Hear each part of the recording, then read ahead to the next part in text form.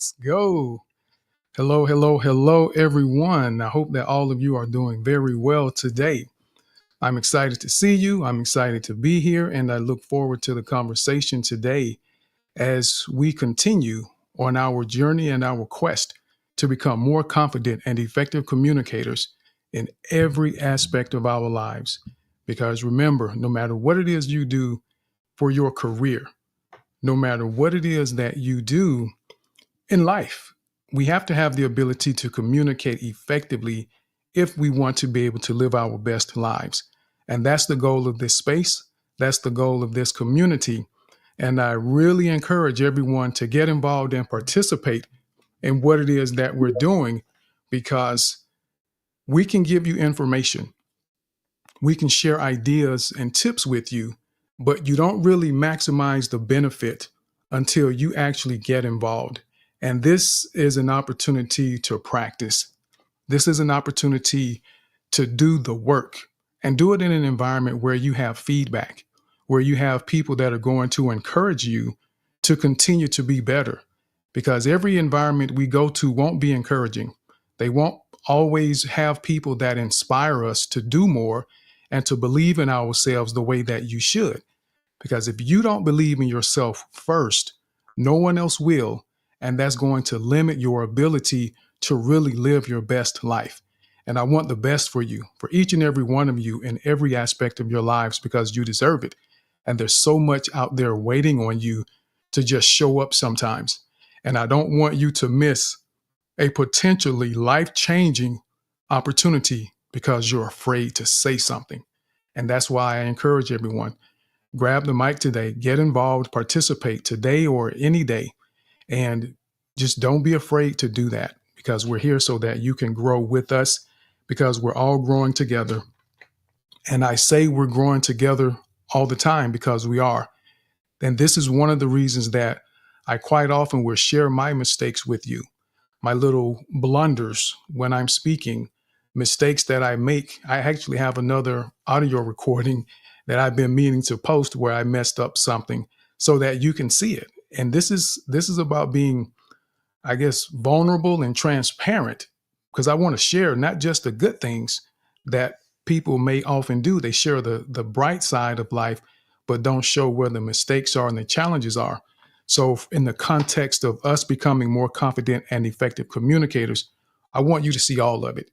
See it all, because we are all growing together so that you aren't afraid of the mistakes and that you become more comfortable taking the risks that are necessary in order for you to maximize this life that you're living right now. And with that, I want to go ahead and say hello to Mama B. How are you today, Mama B?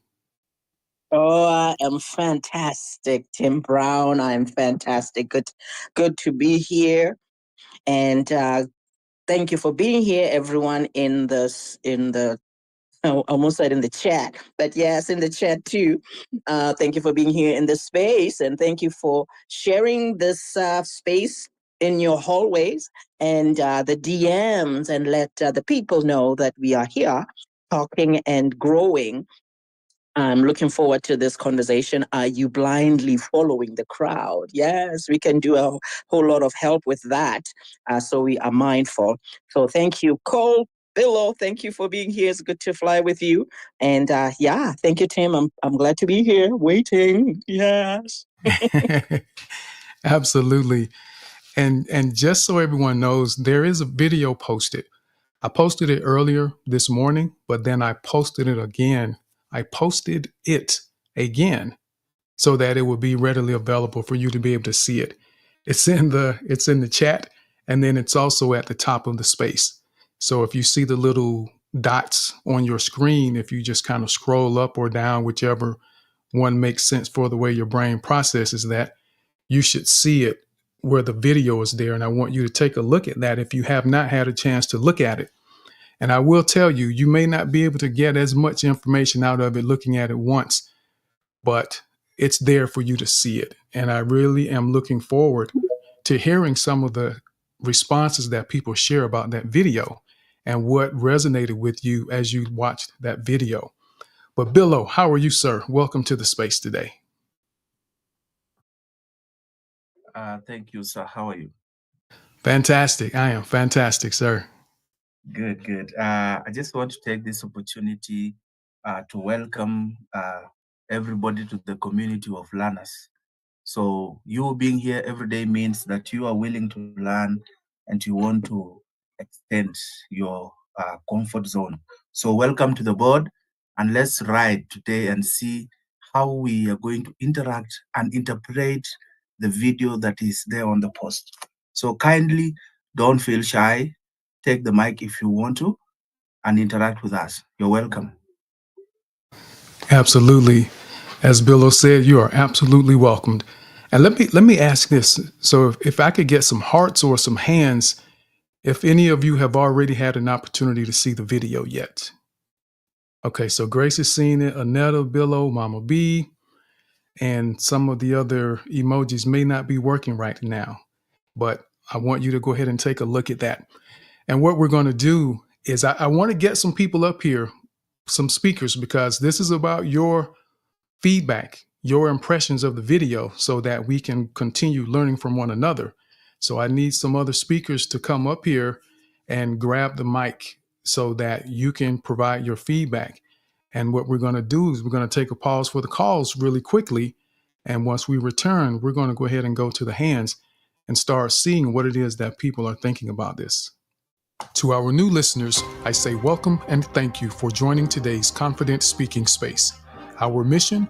To help you become a more confident and effective communicator to transform the way you live, work, and play. We have 4 pillars to help you do that. 1.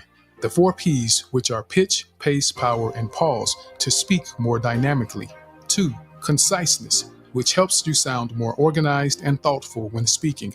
3. Get comfortable being uncomfortable, so you never miss an opportunity because you're too afraid to try. And 4. Expand your comfort zone with intentional behaviors to develop new skills that will change your life. So be brave and request the mic. I invite you to simply introduce yourself, ask a question, or perhaps share your thoughts about the topic. Our goal is progress, not perfection, and we will support you every step of the way. If you want to stay connected, join our free community on X or visit our website at confidentspeaking.us. confidentspeaking.us, and subscribe to join private discussions for more personal support and additional resources. I hope to speak with you soon. Enjoy the show. Yes. And you know what? I feel led to just share with everyone so you know what's coming. Right now, we're kind of working on a virtual community center for the CSC. And what the virtual community center is going to be is an environment for people to connect more deeply, more intently. And I'm going to share that with you here in the very near future so that you have an opportunity to explore it. Now, in the beginning, it's going to be free for a little bit. People get to explore and get an idea as to what's going on. But there's going to be a lot of resources that's going to be made available in that virtual community center. So there will probably be, well, not probably, there's going to be a small fee for that as we go forward eventually. But I just want to give everyone a heads up about that and just be upfront with you, because I'm not trying to pretend that there won't be a small fee for that community, because it's a lot of work that's going into that, but it's going to open some doors for you, and I think and will really be valuable for those of you who choose to participate. And just know that it won't just be people from the space. My goal and intention is to have this open for people outside of the space, because not everyone participates on X, on this platform.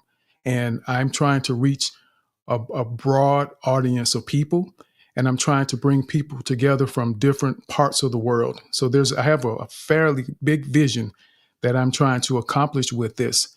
And I'm going to open that up so that you all, if you want to participate, you would definitely be welcome to be a part of that. And I think it will be worth the time and the money that it may cost. And it won't be a lot. And I know to say a lot, that's a relative term, but I think it will be very reasonable. I will say that. And I want to be able to allow this community to be some people and those that really want to go the distance with this, with where it can go, to help bridge the gap across some of the divides that we deal with in this world as it pertains to culture, race, whatever those gaps may be, so that we can have deeper levels of understanding of one another as individuals and not these broad generalizations that separate us and divide us, but come to find out that there's opportunity waiting on us all when we find in our hearts and we make the commitment to get to know people beyond just a picture that we see in these spaces. And sometimes you don't even know who the people actually are because they may not use their real name. But that's what this virtual community center is all about. And I will be sharing more soon with you so that you have an idea of when you can kind of go and explore and get to see what is going to be doing, what's going to be happening here in the very near future. Now, with that, I want to remind everyone, because we do have a few things that we focused on, which were mentioned in the audio, and conciseness is one of those. And in order for us to practice and maintain our conciseness, we do use a timer here in this space. So you have 2 minutes. For anyone that's been in the space before, there's 2 minutes. And there's also 2 chimes. The first chime, which sounds like this, means you have 30 seconds left. The first chime means you have 30 seconds left. So don't be afraid or rattled by the first chime. Just go ahead and finish and summarize your thoughts, because there'll be a second chime when it's time to end. And if you're new, then you get to have 3 minutes because you're adjusting and adapting to the process that we use here in the space. And one thing that I want to ask today is, when you come up, when the speakers come up, especially if you haven't shared this, and I want you to do this really quickly so you can use as much of your 2 minutes, if you are not new, for your thoughts about the video, to share something interesting about you that people may not know, something interesting or success that you had during the past week or so. And this is just kind of a different level of engagement or a different type of engagement today. So I want to see if that goes well and not take too long, but really quickly to share that when you come up as a speaker. So let's go ahead and begin. Who wants to share their thoughts first? And I'm only seeing one speaker and the co-host right now. We need some speakers up here. Mama B, go ahead. Yes. Oh my goodness, Tim, just watching the video over there, I'm having a moment because I guess this is now the thing that I'm going to say that's maybe interesting.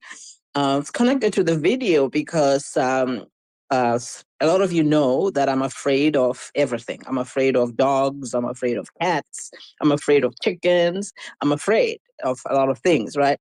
And so because of that, I think I have a blockage as to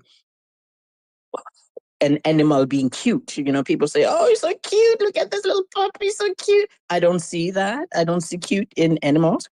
But anyway, so the moment I was having in watching this one is I was caught up in how cute these little puppies are. And I'm like, what is going on, Mama B? You softening to the animals now. You're beginning to see some cute in animals. So anyway, the lesson from the video is just how following the crowd can get you in trouble. You know, they followed the crowd. They were in the wrong way from getting the food. It wasn't even leading them to the food, but they followed this one little guy. And then they tried to jump and they were falling. And that other little guy who sent them there is still stuck, doesn't even think to do anything different to get to the food. And so I was just like, wow, yeah, you can follow the crowd and be in trouble when the leader himself doesn't even know where he's going. So that's my take. I'm done speaking. Absolutely. Yeah, and that one, it got stuck. It just kind of sitting there. And it really is something for us to think about and ponder when we find ourselves in circumstances where we may not be comfortable making a decision or choosing for ourselves. But I'm glad you were able to find some cuteness in the puppies, Mama B, in spite of the past experiences that you've had. And this is a moment, everyone, to keep in mind as confident and effective communicators. because this particular video, today's discussion, is an exercise of intentional observation. It's an exercise of intentional observation. We've been talking about that quite a bit lately, or I've been mentioning that a lot lately because I really want you to get into the habit of observing intentionally. We have to be able to see the details and the nuances in the midst of all the chaos, because there were several puppies running around. There was a lot going on, a lot to see. But as confident and effective communicators, and yes, this is about, are you blindly following the crowd? But there's some nuances and details that I'm hoping that you paid attention to and recognized, because it goes beyond just the puppies. And this has an impact on your life. And I want you to really think about that. So let's go ahead to the next person. And I still only see Grace. And I'm one of those people, when I teach classes, I've learned to be patient, and I wait for people to raise their hands to provide feedback and share. So don't be afraid, everyone. Come on up here so we can talk about this. Today it isn't about me saying everything. I want your perspectives, and being comfortable enough to share your perspectives, even if they may be different from everyone else's, is part of being a confident and effective communicator. Because there are times we aren't comfortable having a contradicting opinion to someone else because we feel like it's going to put us in a bad situation, but we can't be afraid of that. And just one thing too, and don't share all the points, pick one, maybe two things that stood out to you. And I posted a few questions that you can consider as well to respond to, but don't share everything that you saw, because we want to leave a little bit for other people to share as well. But Grace, I see your hand is up. How are you today? And tell us one quick thing that you think is interesting or a success that you had this week before you share about the video. Oh, before I share. Good morning, Tim. I was actually just going to listen, but all these listeners, someone's got to break the ice, right, Mama B? And so something interesting this week. I intentionally went out for my grocery shopping trip, which is once or twice a month, and I was just really extra excited about the divine appointments I was going to have. And yeah, instead of going to 4 stores, I turned out being 2 hours at Safeway in the parking lot. There was an opportunity to be to pray for somebody, and they were stranded, and spend some time there, and then in the store, and every difficulty is an opportunity in life. And I just want to be where God wants me to be. And so I remind myself always, if there's a delay or I'm tired or something, everything happens for a reason. And if I'm not where I want to be, I'm where I need to be. So Absolutely. last night somebody wanted me to co-host, and I was like, no, I get up early on Saturday morning. So the big thing was, I'm here, I'm tired, and I'm grateful. Absolutely. So and thank you for sharing that.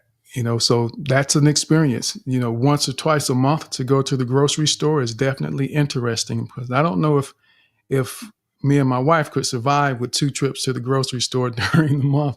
But thank you for sharing that. Something to think about. We may need to pack a deep freezer so we can hang out that long and not have to get grocery. But what's your biggest takeaway from the video, Grace? 1 or maybe 2 things that are your biggest takeaway from the video. Well, I had seen it last week when you first posted on your timeline, or several days ago. So I had actually thought about that.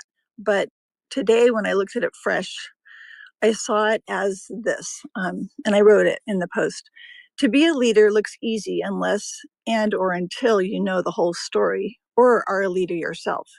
So I'm appreciating all the leaders who do the hard work behind the scenes to lead others to what we all want or need, body, soul, or spirit. So I'm appreciating you, Tim, because people don't realize the falls and the looking and the stepping back and all the, watching others and saying, how can I get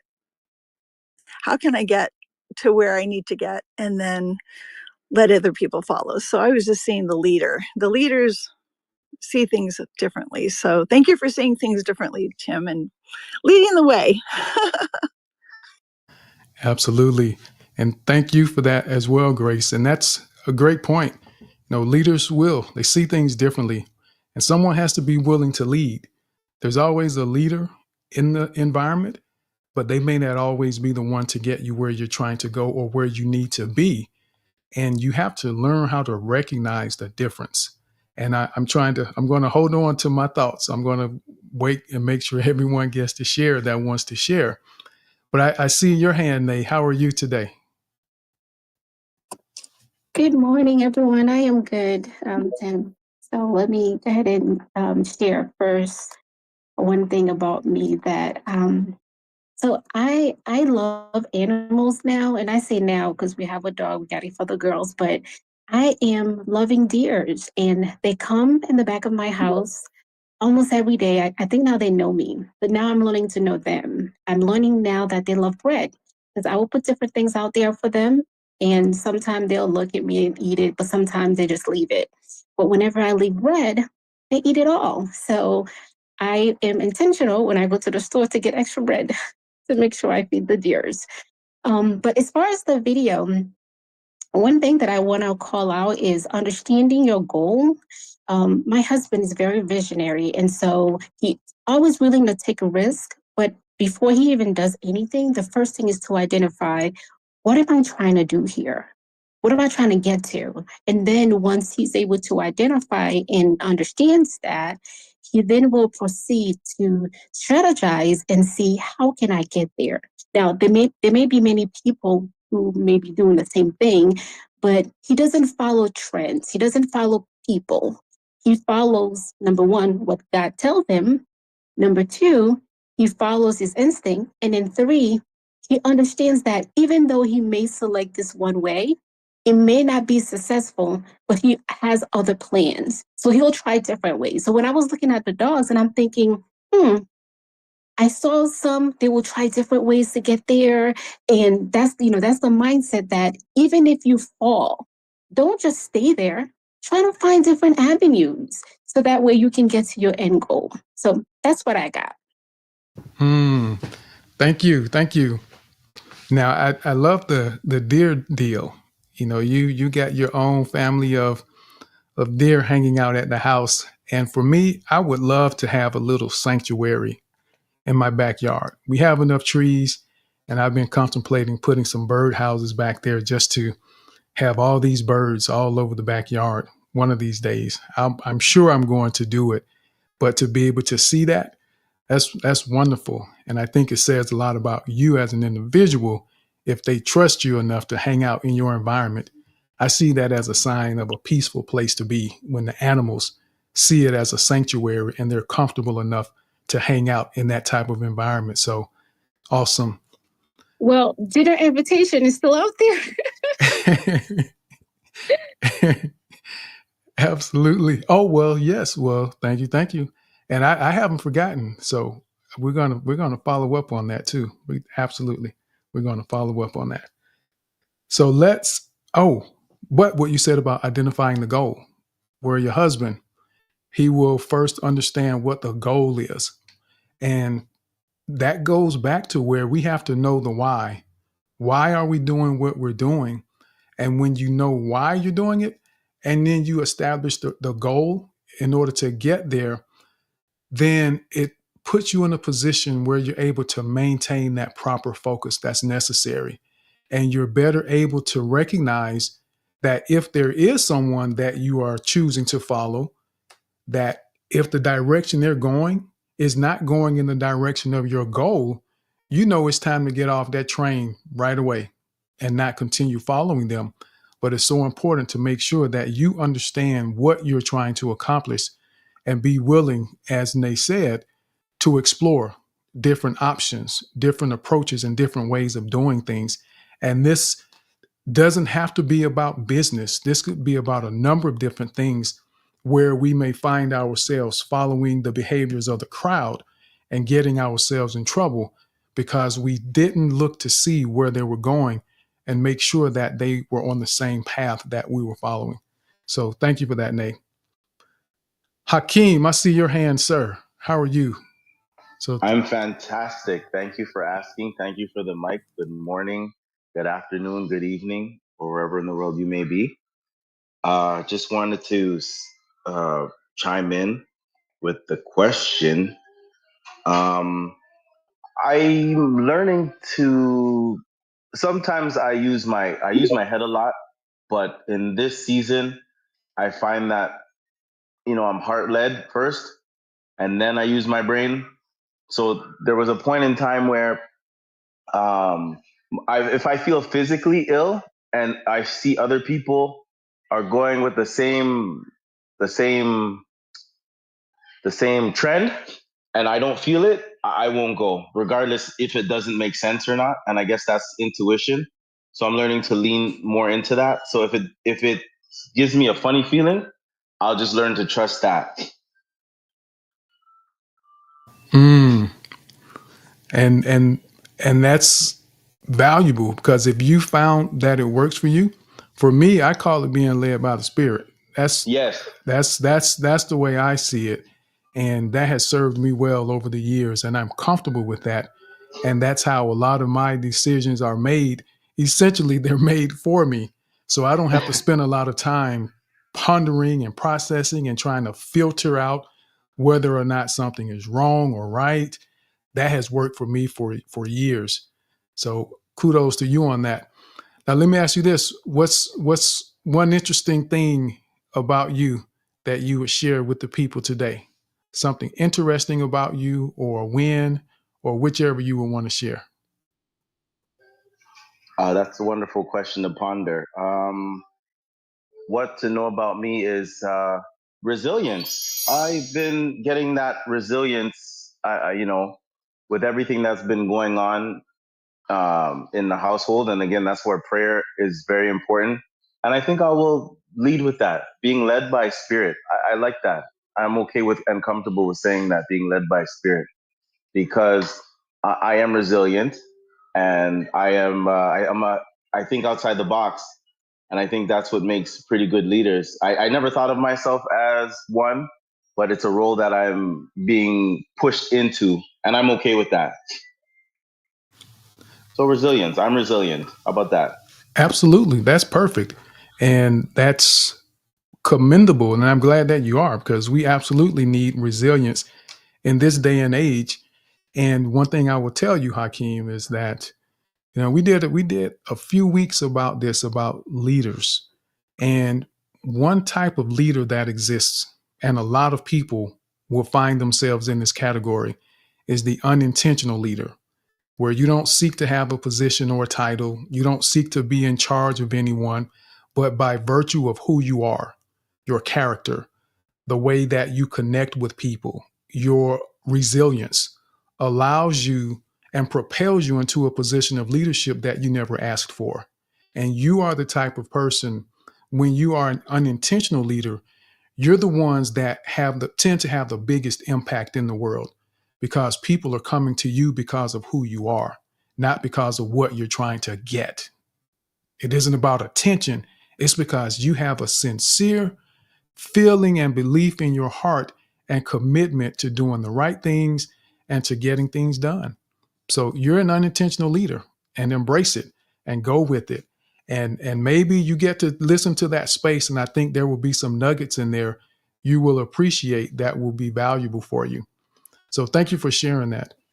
Oh, you're quite welcome. And just lastly, to quote the video, I had to look at it a couple of different times, and what I saw was someone what thought outside the box, didn't do it the right way. But then there was another observer who said, "Hey, let me try," and they were a little bit nervous. They did it and found a way.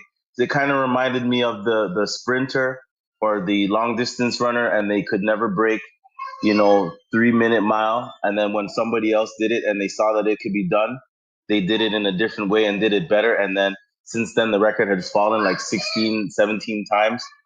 So it's just a matter of seeing things in a different way.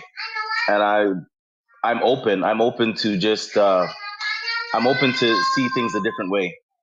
So I that's what I took from the video, seeing things a different way. Mm, And I'll end with that. yes, absolutely necessary. Seeing things a different way.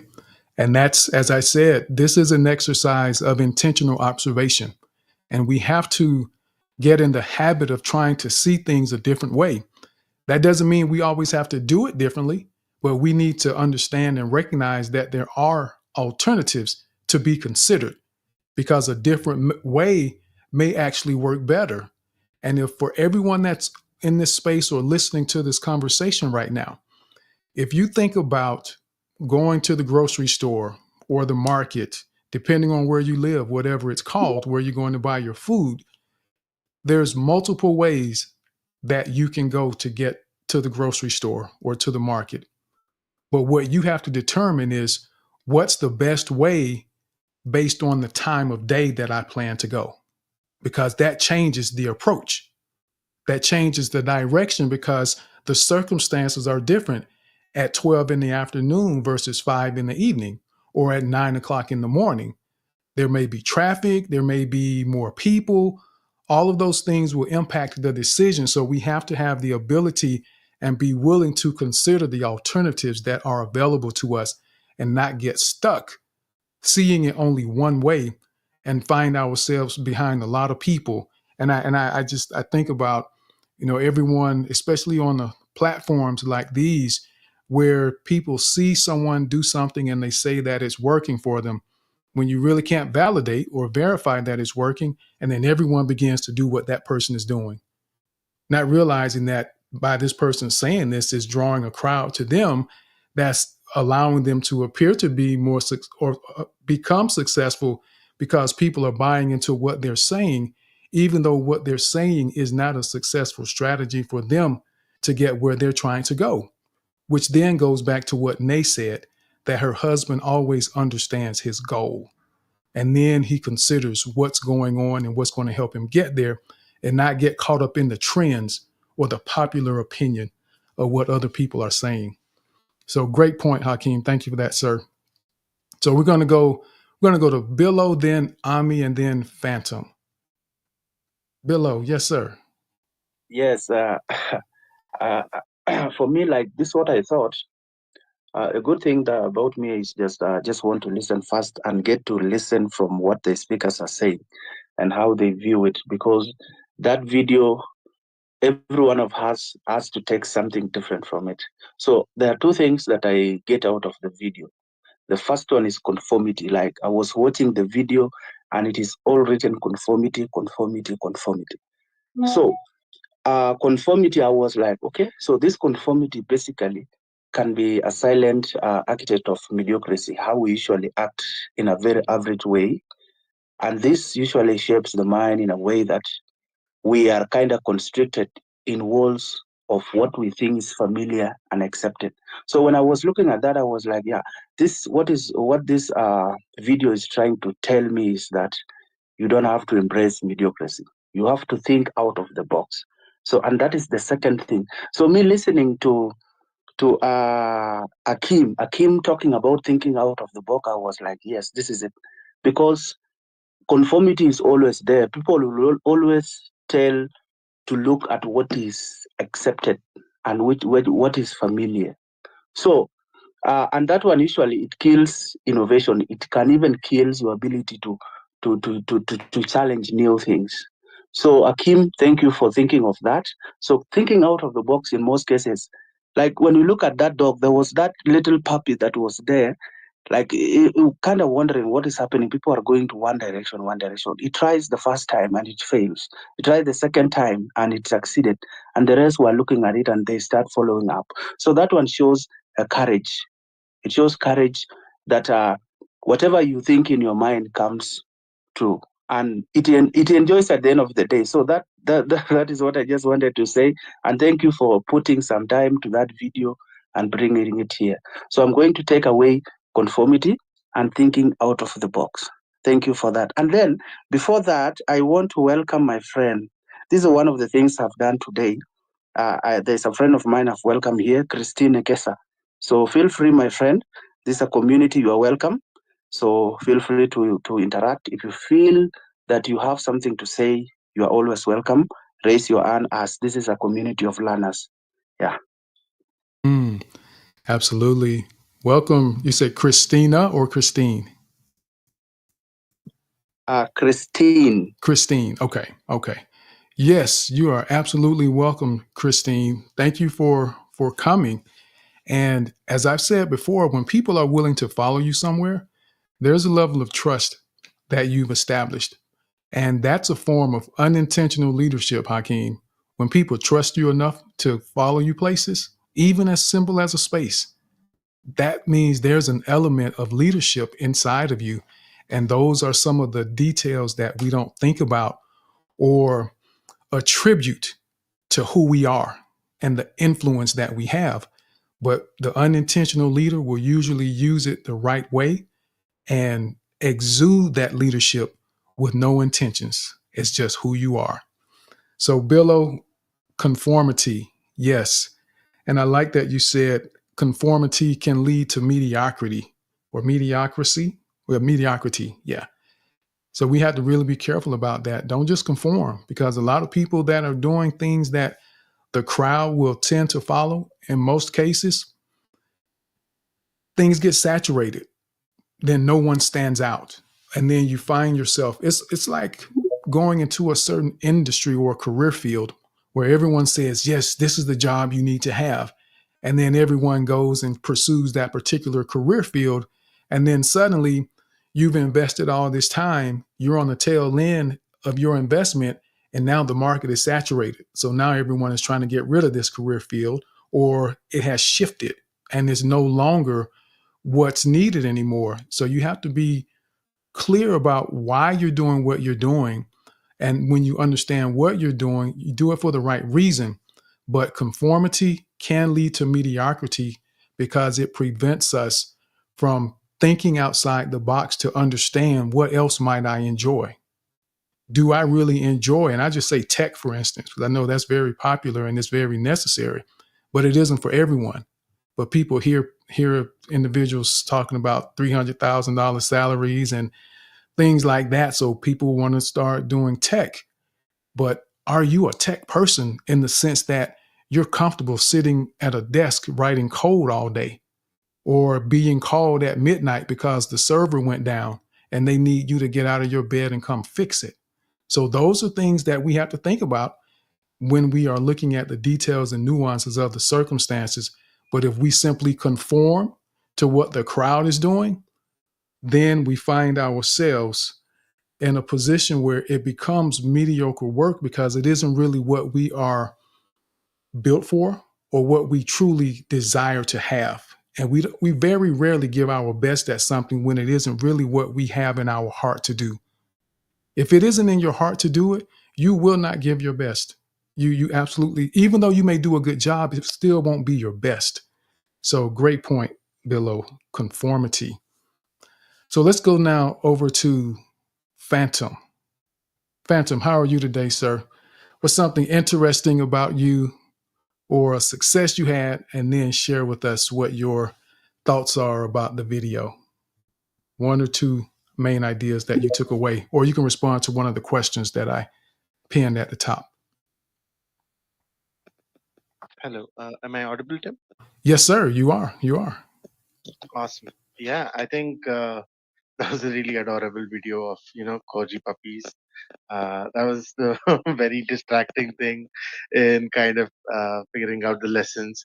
But it made me think of something I came on very recently called smart cow syndrome, right? And what it was talking about was that cows get fenced in fields, and all it takes is one smart cow to figure out how to get past the fence, and the rest of the cows follow, right?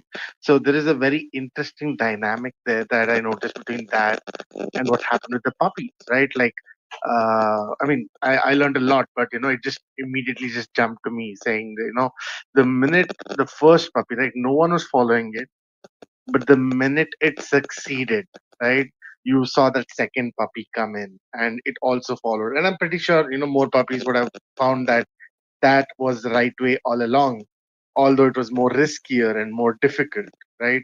So I think that a lot of people say don't do the hard work, do the smart work. I think that someone has to do the hard work and understand where the pitfalls and failures are, and only upon doing a minimum of hard work can you understand how to kind of leapfrog and do the smart work. Sometimes it can be random, but most of the times hard work is absolutely necessary, especially in the tech field where you're just talking about it, but a lot of hard work has been done, and right now it's a lot more of that above ground AI stuff, but a lot of hard work has gone on for years, and now we're seeing the fruits of it. Absolutely. Absolutely. So I love that, the idea that someone has to do the hard work before someone can do the smart work. And I'm a big proponent of the fact that I like to work smarter, not harder.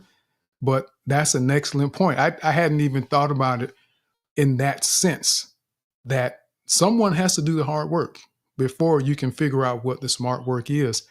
Because when people will ask me to help them with something, and there have been times that I've shared that, at people very close to me, they may be listening now, but times that they may ask me for help with something, and I will ask them, have they tried something? Have you explored an approach to do it yourself? Because if it's something that's new to me, that means I now have to do the hard work to figure out how to make it easy for you. So then maybe we both need to try to do the hard work first to figure out what the easy work is or the smart work. So I love that. Someone has to do the smart work before you can do the easy work, or to identify the smart work, not easy work, but the smart work, because smart work isn't always easy either. So Phantom, thank you for that. Now, I don't think I heard you share an interesting point about you or a success that you had this week. What's something interesting about you that you would share with everyone? Yeah, sure. I wouldn't say it was this week, but about 2 weeks ago, I represented my company at the Aero India show, which is like one of the biggest trade shows for aerospace. And the amount of clarity, the amount of communicability that I had in kind of presenting our products, our services, it was really good. I This is kind of my first time, so I was feeling quite confident, and I just wanted to thank you, Tim, because I think coming to this space ever so consistently, it has definitely helped me build up confidence in public speaking. And this was one of the most important critical times when I needed it, and it worked. So that's my win for February, and yeah, I'm happy to share it with the community because the community made it happen. Thank you. Thank you for that. Man, that's awesome. So kudos to you. I know that you did a fantastic job, because to even know that you were confident in the process, it changed the way you approached it. It changed your delivery and everything, and that makes a difference. So I'm excited about that for you. And and Lazolia, I mentioned to you, I kind of casually asked about doing these case studies, and I know you're one of our writers. And these are the types of things that I would love to be able to capture, to be able to highlight the experiences and the successes that people can attribute to what we do as a community here. And I would love to be able to populate some of that in the community center once we get that going, as we continue doing the build out. And one other thing with the community center, everyone, when you do get to explore it, just think of it in terms of going to a home or a building that's under construction. So everything isn't completely in place yet, but you're doing a walkthrough. So we're going to get to do a walkthrough here pretty soon, just to get a feel for what's going on. But just know that what you will see at this point isn't all that it's going to be. This is just a walkthrough. But I would love to be able to have some of those stories built into the community center, so people are able to see what some of the past experiences have been for community members. So Lazolia, I'm just throwing that out there again. And we're gonna talk about that a little more intentionally here pretty soon when you have time. But thank you, Phantom, for that. So let's go now over to Kim. So we got Kim and then Nino and then Ingrid. Kim, how are you today? Thank you, Tim. I always look forward to your space, and there's so many people. I'm actually so humbled because there's so many beautiful people on here. You know, at one stage, this community, I could mention one or two people to thank and say how special they are, but now there are just so many, and I thank you all. I had a slightly different approach to the viewing of the video, which I thought was very interesting, and it was to be sometimes sympathetic to leadership, because leadership doesn't usually try and steer us in the wrong direction. But leadership, the top political leaders, the top leaders in business or spiritually, they can also do things wrong. And I think we must also be sympathetic to that sometimes they're trying their best, but they go to a cul-de-sac rather than on the right path. So I think this is just just a statement that they're just human too, and that we should also be quite sympathetic to those that have the right intentions. And perhaps it comes down to intention. That sweet little puppy wasn't leading others astray out of malice. He was doing with the best of intentions. And just to conclude with saying what I did today, I'm in South Africa and we have a lot of contestation with politics. And there's a young, lovely young African woman who's just been given a mayorship of one of our biggest cities. And she's not in the political party that I support and am involved with, but she's doing such an amazing job. And today she delivered water to a very impoverished community that has been struggling with this for years. And it was so beautiful to see that we've got a community leader that she's almost in working clothes and is going day to day into the community and making such a difference.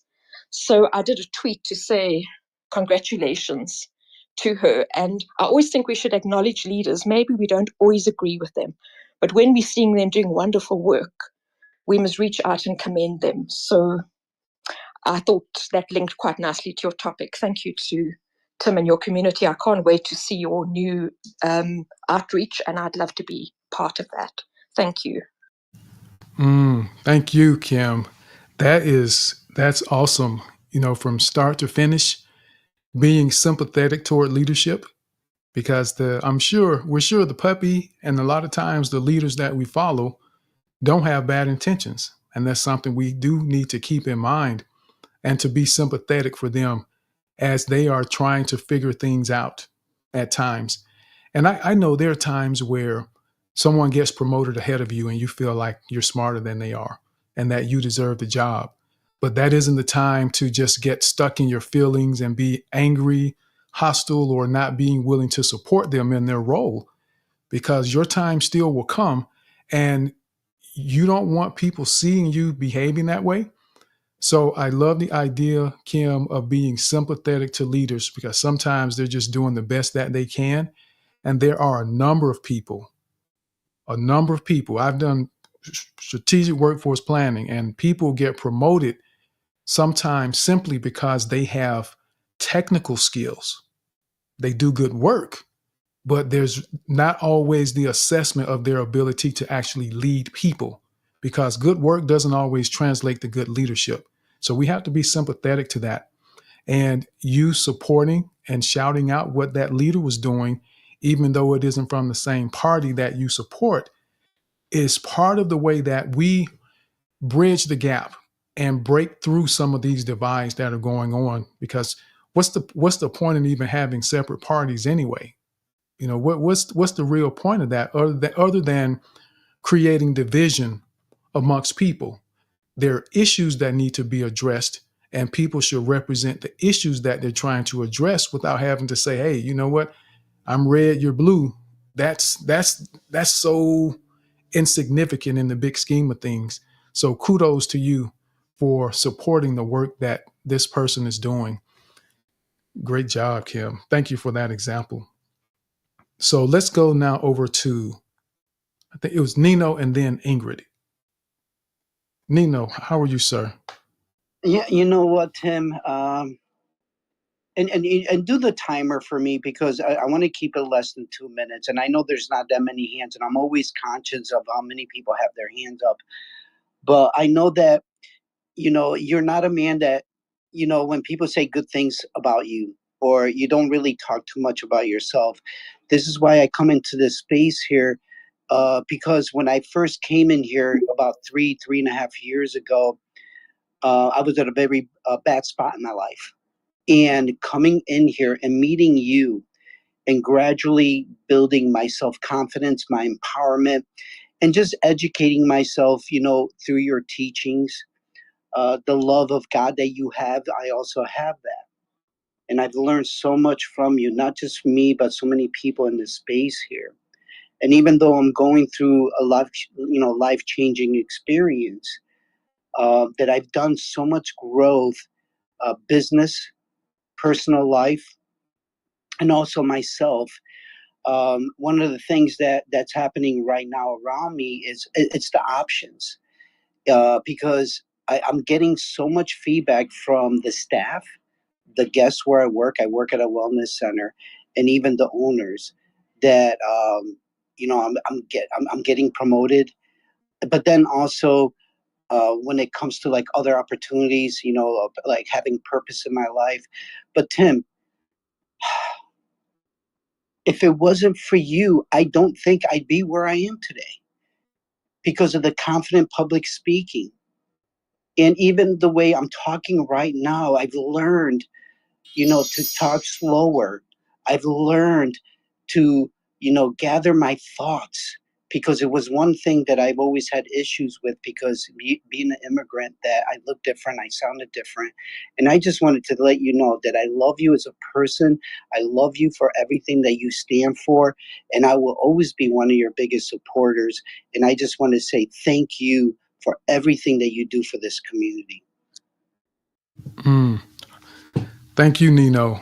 And, I appreciate you sharing that. And I'm always grateful to know that something that I've done or said has had a positive impact in someone's life.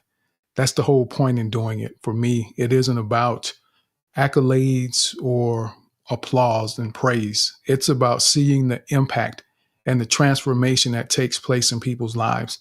If I know that something I did allowed you to do better and be better, even if we never discussed it, I can still walk away with a smile on my face and be just as excited as if I was there to help run through the finish line with you, because I know that I did what I was supposed to do. And that's why I do what I do. It's about the transformation and the positive impact that we all get to have. And I want all of you to be able to realize and recognize that you too have the opportunities to impact people's lives in that same manner. And going back to Hakeem and this unintentional leader that he's beginning to realize that he is, that everyone in here has an effect on someone's life. There are people who look up to you. There are people who come to you for guidance and direction, and you may not realize that's what's happening, because I've seen people say, why do they keep coming to me? Why do you keep asking me? And they get frustrated instead of realizing that they come to you because they trust you. They come to you because they respect you. They come to you because they admire your wisdom and your knowledge. That's why they keep coming to you. But we have to understand and recognize what's happening and get out of our heads, or stop following the thoughts that other people may say, because there are other people who will say, man, I wish they would stop bothering me. And then we take on that same mindset and not recognize the why behind someone coming to you. It's because they have been entrusted to your care. They've been entrusted to your care. But so what do you do with that? So be careful when people are coming to you, and understand that they're coming to you because you are a valuable person and someone that they respect someone that they appreciate. And that's why. So Nino, thank you for that. And I know, there are situations we go through that there are no words that can make us feel better necessarily, but they can remind us to continue looking forward, to continue moving forward and doing the things that we can in the midst of what we're dealing with so that we don't get stuck. And that's the main thing, is that we don't get stuck in what it is that we may be dealing with, no matter how painful it is. Because remember, healing is painful. Healing is painful. You cannot break a bone and not expect to go through some pain. And sometimes the doctor may have to break the bone again to set it so that it heals properly. Because remember, as it's stitching, the nerves are reconnecting and all this stuff is going on. Just like the movie, when they show the arms growing again, it may not be to that extent, but literally your bones are having to regrow and reattach and reconnect. So that can be painful. And our emotions are the same way when we have difficult circumstances. So I pray that God give you the peace that you need to get through this, Nino, and that you are able to stay focused on the. And Tim, and I really appreciate that. I think with the healing process, it takes a little bit of time, but I think it's going to make me and others stronger, and just not suppress it. Let it happen, and then you come out at the other end a better person. Thank you again, Tim, for all the kind words. Absolutely, absolutely. And yeah, so Nino. So just hang in there. Oh yeah, I know. Yeah, Yeah, we know each other. Yeah, I got you. Keep doing what you do. So we're going to go to Mama B, and then Ingrid, Sarah, and Christelle after that. And just as a reminder, we're going to transition to the skills lab at 12:30. So you all get ready. And I know that, I don't know if Lana made it back today. Let me see if Lana made it back. She may not have made it today, but just know we're going to go to the skills lab at 12:30. And I don't want anyone that's already up here to drop down, because we want some of you that, even if you don't do the challenge, we want you to be able to provide feedback for people, because feedback is practiced just as much as doing the actual challenge yourself. It isn't always comfortable to be the one that's giving someone feedback about something that they've done, because there are times we feel like it may hurt their feelings, and we don't want to be the ones that hurt their feelings. But we have to get comfortable understanding how to share the truth with people, how to be honest with people, and how to share thoughts that may differ from what someone else says. And that can be awkward. A lot of people will choose not to say anything at all because what they have to say is not the same as what 5 other people have already said. And they shy away from being that one voice that has the answer that can change the direction in a positive way for everyone in the room. So this is why we practice, everyone. Everything we do here is intentional and it has a purpose. Even though you may not see it, if I don't say it out loud as a reminder, from time to time you may miss it, but everything we do here has a purpose, even if it doesn't say speaking and communication in the title. It's built in, I promise you. Mama B, go ahead. Yes, Tim. Oh my goodness. Listening to you, Nino, and other people talk about what you mean and what this space means to them, just really is heartwarming, because I always say that we don't know, you never know the space that you occupy in other people's lives. And of course, make it count is a thing that I'll say. Make it count. Make sure that the space that you occupy in people's lives is intentional and mindful, and that they think of you in words that have been said here and that are being said all the time towards you, Tim. And I'm one of those. And as Nino was talking, I was thinking, wow, you've been doing this for 3 years. And it just made me think of how, when you have a vision, because that was your response, right? You talked about your vision and just having your eye to the mission that is before you. This is a calling for you, Tim. And so, because you are rooted in this being a calling, there's a divine touch to it. You don't let all the following, like your followers count. I never hear you say, follow me so I could take you to these other rooms and spaces, or know when this space is on or whatever. You are not focused on that because you're focused on the mission. Everything else is in the periphery, is on the side, right? And so I just wanted to say what came up for me is how when you are focused on the right things, all of this following the crowd and being disturbed by little raindrops or whatever it is that life's towards us. You are not moved, you are not shaken. And I think this is the reason why people can come here and talk about how they've been in this space for over 3 years with you and speak in such glowing terms towards you, Tim, and you're still so ever so humble because you are focused on what you need to be focused on. And so that is a word for people, anybody here. Just find out what your calling is and what your vision is and focus on that, and let these other things on the side just be on the periphery. Yeah. Thank you, Tim. Absolutely. And thank you for that, Mama B. And it's the focus is so important to have.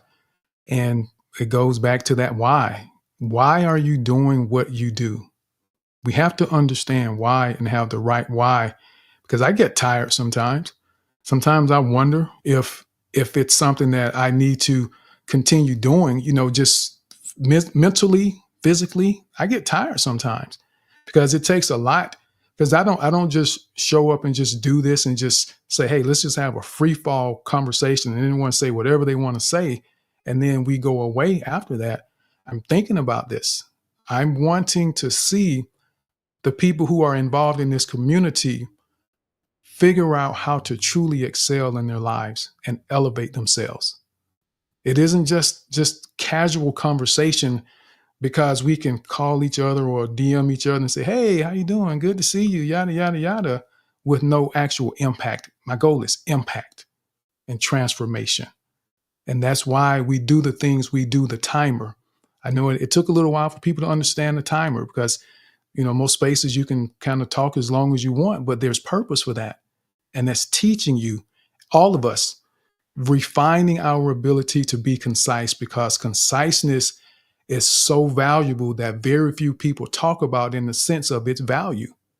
It makes you more interesting. It demonstrates your thoughtfulness. It forces you to prepare yourself before you open your mouth to speak. It allows people to realize and recognize that when you do say something, you understand how to address the most important points without overwhelming people with a lot of information that they probably don't care about anyway. Conciseness is huge, but not very many people talk about that. But here again, everything we do is intentional and it has a purpose.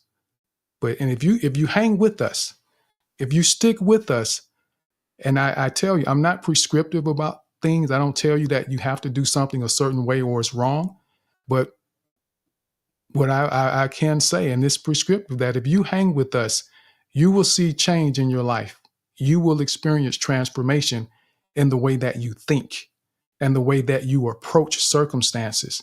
And that's what I want you to be able to do, because I can't give you all the answers. Every situation is different. Each individual in here has a unique experience, a unique personality, but I can help you get to a place where you see things differently, so that the way you process the world around you, you have the equipment to know how to navigate it safely, effectively, and more productively, so that you really get the benefit of what's going on in your life. And that's what I want for you. I'm not here to try to give you all the answers. And you never hear me talk about being an expert, anything. That's not my goal, to try to convince you that I'm an expert. I want to help you understand how to see things differently more than anything else. When you learn to see things differently, all the other stuff falls into place. Everything else falls into place. And yes, that's why I'm here, Mama B. It's not about the accolades and all the other stuff, because those things come and go. And I've had enough experiences just with people that I may have confidence in someone, but I trust God. And when I know that I'm doing something for God, He will send the people that need to be a part of the journey. And that's what I always trust and believe in. And the rest, I just, I ride with God. God is he's the captain of my ship. He's not my co-pilot. He's the pilot. I'm the co-pilot in that relationship. I'm the co-pilot.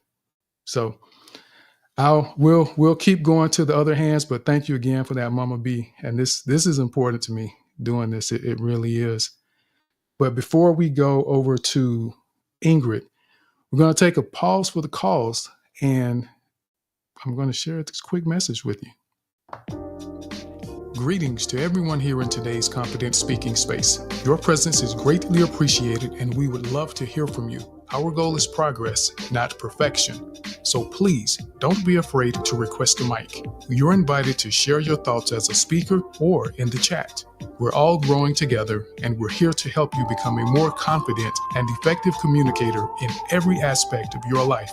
If you're enjoying the conversation and want to stay connected, you can join our free community on X for updates about future spaces. But don't forget to visit our website at confidentspeaking.us for additional resources and to continue your journey. Enjoy the rest of the show.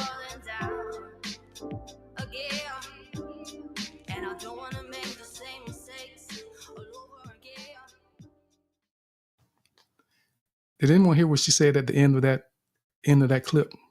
I was just thinking that. Everything is intentional.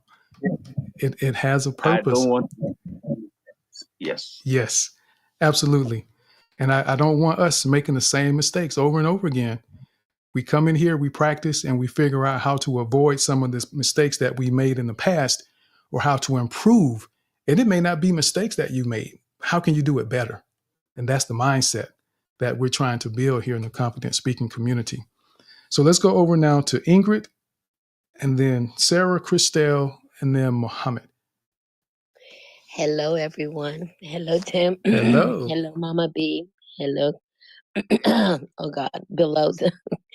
Well, first, my voice sounds a little hoarse because I had somewhat of a very excited end of the week this week. I know some of you know Pam Halphill. I was invited to CNN. She did a show. Abby Phillips, she was one of the panel's members, and we were invited to come and just sit in and listen to it being aired at 10 o'clock and, watching it live. And that was great, and meeting everybody on the panel and, of course, having my little opinions about certain people, but loved the way she handled herself on Thursday night. If you guys don't get a chance, please take a look at that. I mean, of course, I'm not in it, but we were there experiencing it, and that was great. We hung out later, got to meet Abby, got to take pictures. So it was really an exciting moment. But what made the moment more excited is that Pam has always had this desire to go back to the Capitol. And though she had refused the pardon, she's still working on getting that done. But she was able to go back to the Capitol to basically go back to the Capitol Police and sort of like beg for forgiveness for her participation in the January 6th insurrection. It was a great experience to be there and to see how welcoming the Capitol Police was towards her, and how even though there was time where the camera people were around, I also saw other parts of Pam that was genuine.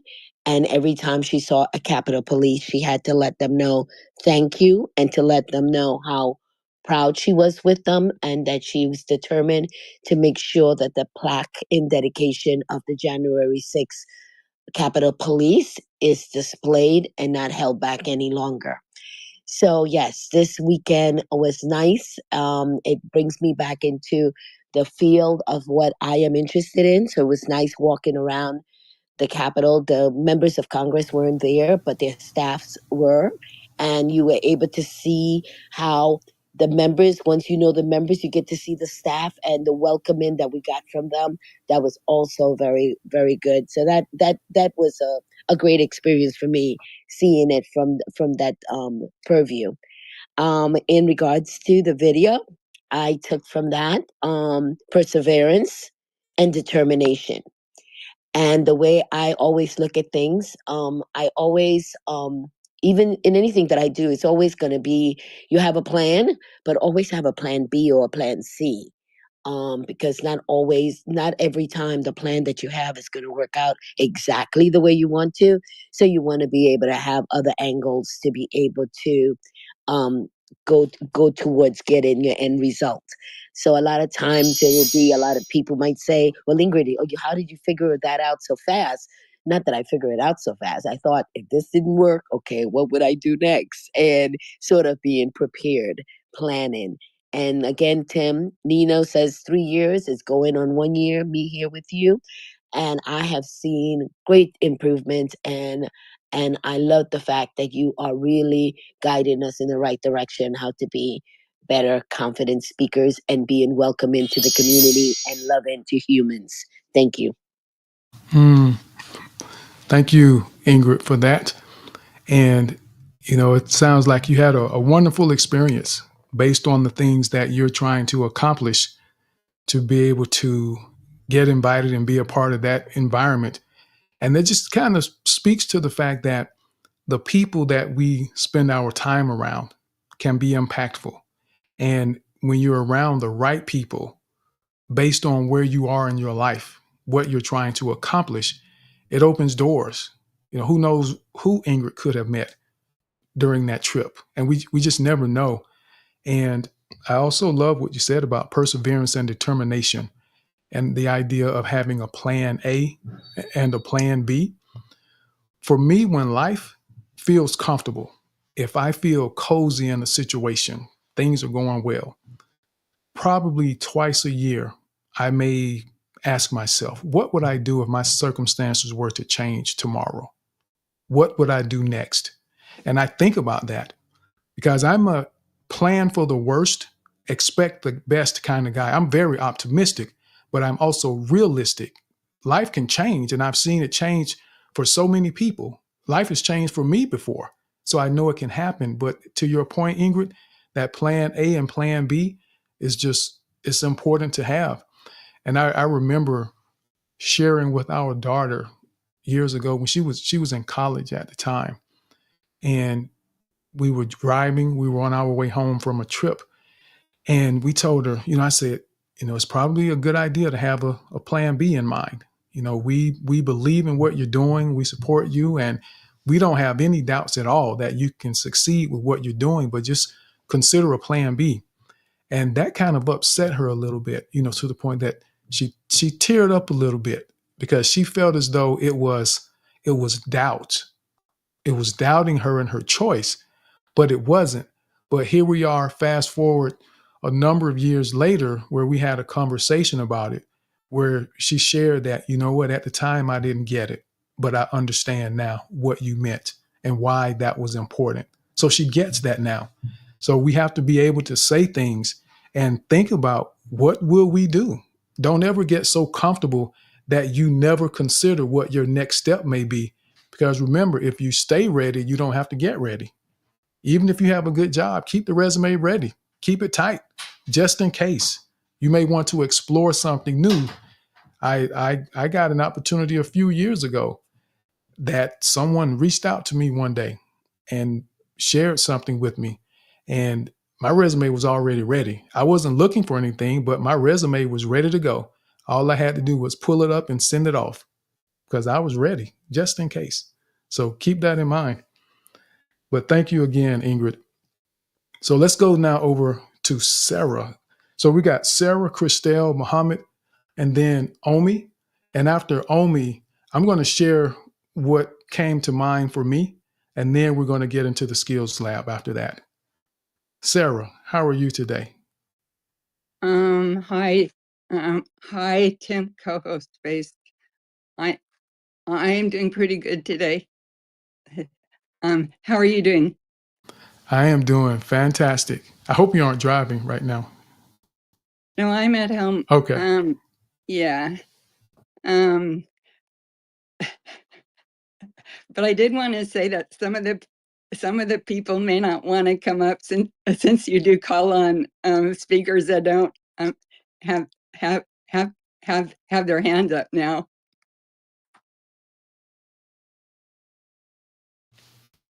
Hello, can you hear Yes, me? I'm here. Oh, wait a minute. Your hand wasn't up? Well, last week you called on me without my hand up, Oh, remember? yeah. But that, you know what? See, that was a special moment. And see, I do things as I'm led, and sometimes, like I said, I'm the co-pilot, and sometimes God will tell me to do something that I did not expect, and that's just kind of how it is, people, with me. So you never know, but ultimately, that, you know, your hand needs to be up, or we don't call on you. But you may be one of those special cases, like Sarah was last week. Go ahead, though, Sarah. So I came up to speak, even though it's hard. I've been told that I need to practice breathing, and but that's kind of hard sometimes. I did watch the video. I saw that some of the puppies observed what some of the others did, and they kind of followed what they did. And they got to the food. I tend to follow that pattern. I don't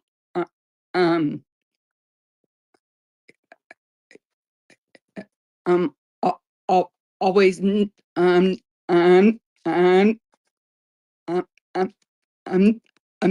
the best way to do things.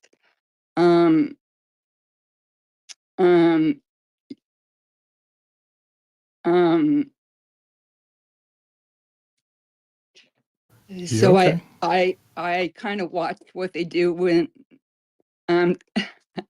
so I finally decide what to do. So I but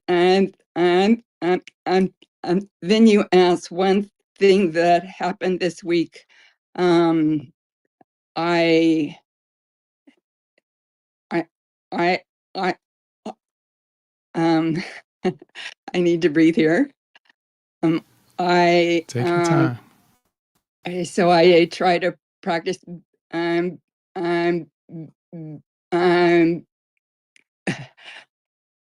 does that phrase go? I try to practice being comfortable with the uncomfortable, however that goes. So I was in a situation, and I did I stayed in a situation where I didn't feel totally comfortable with it, and I didn't leave the situation. So, and that's a good thing. So I followed through. And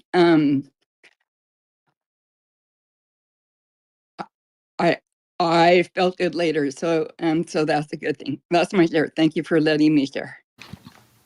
Absolutely. Now, Sarah, you know, I've already said to everyone that I'm not a doctor or clinician or anything like that. What I will encourage, and I think this might be helpful. I don't know if you've already done this or not, but it comes to mind for me in this moment, is there are certain words that you may get stuck on. And I would say, ponder if there are different words that you could use in place of that, or change the phrasing of your statements, because there are phrases and statements that you make that you flow right through just as easily. But there's certain words that seem to make you that you struggle with a little bit. So think about that. Is there another way to say it? And I'll share this with you.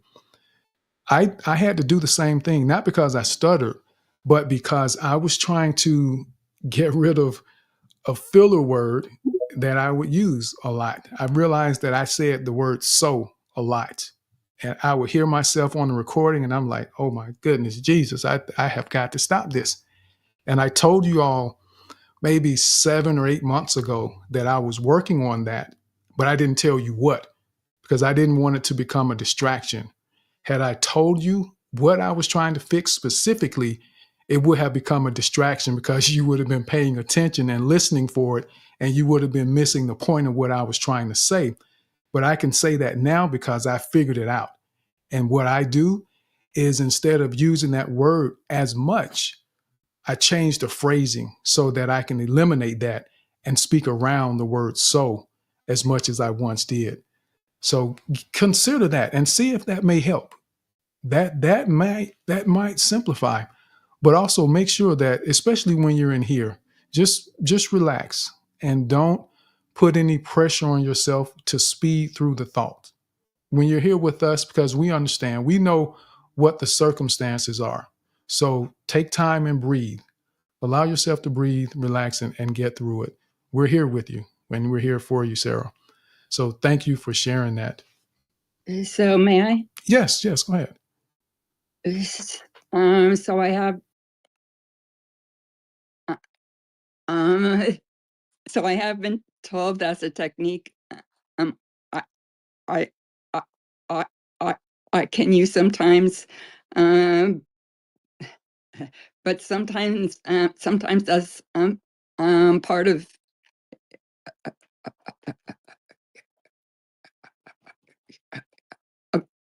avoiding. So I do try to balance it out. But thank you for the suggestion. Thank you. Absolutely. Thank you for adding that as well. And I don't know if, because I know someone could potentially say, don't try to avoid things. And this is a bigger context. This is beyond just what we were sharing with Sarah. And this is for everyone. Because sometimes we don't want to feel like we're avoiding or running away from something. Sometimes it isn't about avoidance. Sometimes it's about finding a better approach. So just think about that, everyone. The next time you feel like you need to do something differently, don't feel like you're running away from something or that you have allowed something to conquer you. It's simply making a different choice that works better for you. And the framing changes the way you perceive it and your willingness to do something differently and not allow pride to have us stuck trying to run in quicksand when the quicksand is not designed for us to be able to run in. You're supposed to be still in quicksand and very slowly and carefully get your way out. But hopefully none of us ever see quicksand in person ever in our lifetime to have to even figure that out. But thank you, Sarah. And before we go on, I just want to see, and I know they typically will raise their hand, and I know they're listeners, Mama B and Billo. I just felt like I should check with you to see if you had something you wanted to share before we go to Christelle, Mohammed, and then Omi. And no pressure. Okay. So we'll go ahead and go to Christelle. Christelle, how are you today? Hi, Tim. Hi, Mama B. Hello, Billo. Happy Saturday, everyone. Oh, my son has heard me speak. He's this thing lately where I can't talk. Like, look, you hear him coming? I can't talk. Even like people in person that over and I'll start talking and he puts his hand over my mouth. So anyways, I'm going to do my best. He just tried to close the room down. All right. So first of all, I just want to say that I love this topic, and it really reminds me of a verse that I've been studying on all week. Come on, Papa. Let Mama talk. And the verse is James 4:4, and it is, anyone who chooses to be a friend of the world becomes an enemy of God. And that might sound harsh if you know, if someone's just like hearing it without context, but it just makes me think of this topic, because I've always felt like if I'm doing what the crowd is doing, I'm probably not doing the right thing. And so that's what that verse kind of makes me think of. Papa, oh my goodness. It's like when I talk, he thinks I'm gone. He's standing right in front of him. Come on.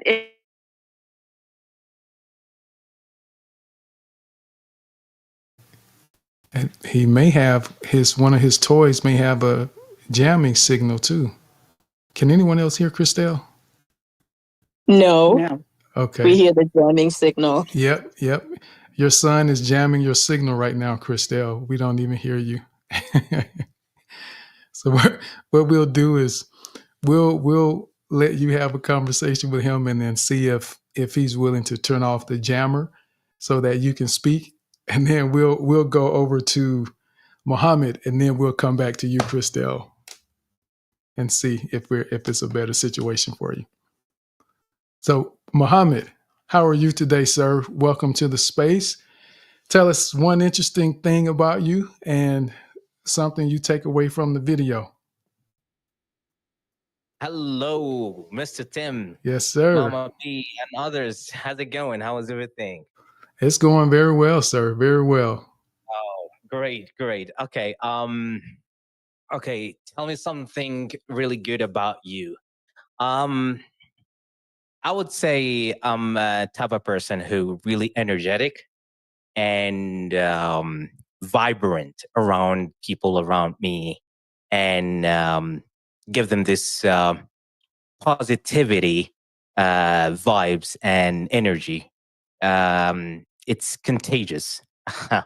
And you know, I was about to say something regarding this. If you allow me just to say it in just 2 paragraph or something, if that's okay. You talking about the video? No. I'm about the question, and then I'm gonna go to the video if there is any time with that, if that's okay. So so just if you could just do it quickly, because we want to get to the go ahead.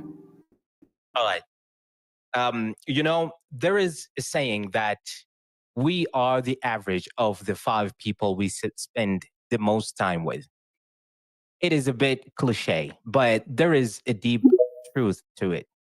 Surrounding yourself with positive and high quality people isn't just feel good advice. It is a powerful strategy for personal growth and happiness. Think of it like this: the people around us are like mirrors reflecting back part of ourselves. When you are surrounded by positivity, optimism, and ambition, it is almost infectious. Their energy can uplift you on tough days, inspire you to chase your goals, and offer new perspective you might not have considered. Yeah, that's exactly what I want to say about it. So if that's there's another time regarding to that video, which is the takeaways, I would say, you know, at some point collaboration, it's key for success. And I see it in a different ways, which is all together they trying to do something or to reach to that plate or whatever. It's kind of give you this patterns for collaboration. This is exactly my perspective about this video. So try to do our best together. Surrounded together, we can do something. But if we are just, you know, alone, doing something alone, yeah, you might find a very hard time. So yeah. That's all. I love it. Collaboration. That's a new one. That's something that we have not heard so far about the video. The idea of collaboration. What if they work together? I'm not sure what they would do if one of them went and found a ladder or they stood on one another's backs. But I know exactly what you're saying, Muhammad. And that's something we should really consider is collaboration and collaborating with the people that are supposed to be there. Because sometimes we get excited about the idea of collaboration because someone may have a similar idea, they may have a similar goal, but are they of a similar mind? The way they do things may not be the same, and we have to be careful with that, because there's a lot of talk about collaboration, collaborate, and it's important. But just make sure that when you choose to collaborate, you're collaborating with the right people, because everyone isn't meant to be on the journey with you that you're following. And if they are, it may be for a season. And we have to understand and be okay with the fact that people come for a reason and a season. And as much as we may enjoy someone's company, their season, the reason and their season may not last as long as we would like for it to. And we have to be okay with that so that we have the ability to keep moving forward and not questioning whether or not we did something wrong because the season ended. And that can get a lot of people stuck. They spend more time focusing on, did I mess up? Did I do something wrong? Instead of focusing on what the next step is. Now, if there's the potential that you can address it and discuss it and figure things out and see, but don't get stuck there. Don't get stuck. So thank you for that perspective, collaboration. So let's try Christelle. Let's go back to Christelle and see if Christelle is able to, if he has allowed her to speak yet. Okay, can you hear me? Yes, we can hear you. Okay. Did you hear the Bible verse that I shared? Yes, we did hear Okay, that. so I'll just skip over that. I hope no one thinks I'm a terrible mother right now, but I have closed the door so that I can speak. Because I just feel like he's got to learn. I'm here. He can see me. He's safe. It's just 2 minutes. But anyways, that's the only way this is going to work. But Tim, I just had to come up here and share a testimony with the people and to give you an update. But many months ago, like this was back in July, I had found a church and I started going to a church for the first time as an adult. Oh my gosh, now he's crying. I feel terrible. But I'm going to make this quick. Am I a terrible mom for this? Okay, it's okay. He's on the other side of the door. It's okay. All right, Hakeem says no. So good. I'm gonna keep going. But I had questions, about the church, and I felt like it was really the enemy, like getting in my head so that I wouldn't keep going, And Tim, you said something to me that was just so powerful. You said, instead of focusing, I'm paraphrasing, but instead of focusing on what the church can do for you, focus on serving. And so I did that. And so I started volunteering in the nursery. That was the first thing I started doing. And then they were saying that they needed help with social media. So I met with the pastor a couple times and said how I could help with social media. Well, fast forward now, almost 8 months, the church is now a client of mine. Like they're actually paying me to do their social media, which is incredible. Also, because of my service, the pastor has offered me inner healing. So I had an inner healing session this week, which was incredible. Now they're asking me to help one Sunday a month with the offering count. I've joined some life groups, and I'm in a basic ministry class every Thursday. I'm in an entrepreneurship class every Tuesday. When I tell you, I went from not even sure if I was going to be a part of this church to it has become a regular part of my week. I'm so active in the church, and it has completely changed my life. It has completely changed my life. Prayer, reading the Bible is one thing, but being in community, and not just that, but serving and learning how to be a leader in that way, from a serving perspective, has just completely changed my life. So I just wanted to give you those kudos and come back, 9 months later and let you know what that advice did for me. And it's just been absolutely incredible. So that's all I want to say. Sometimes, we join a community or join a church and we think, oh, I'm not getting everything I want. Well, if you switch to service, you'll get something totally different that you might have never expected. So thank you so much, Tim. I'm going to go comfort my child now who thinks I abandoned him. Thank you for that, Christelle. Yes, service. The heart of a servant is gold. It's gold, and it opens doors for you. When we have the ability and the willingness to serve without expecting anything in return, the doors of heaven just open for you, and you get blessed in your life. But you don't go in. you don't go into it.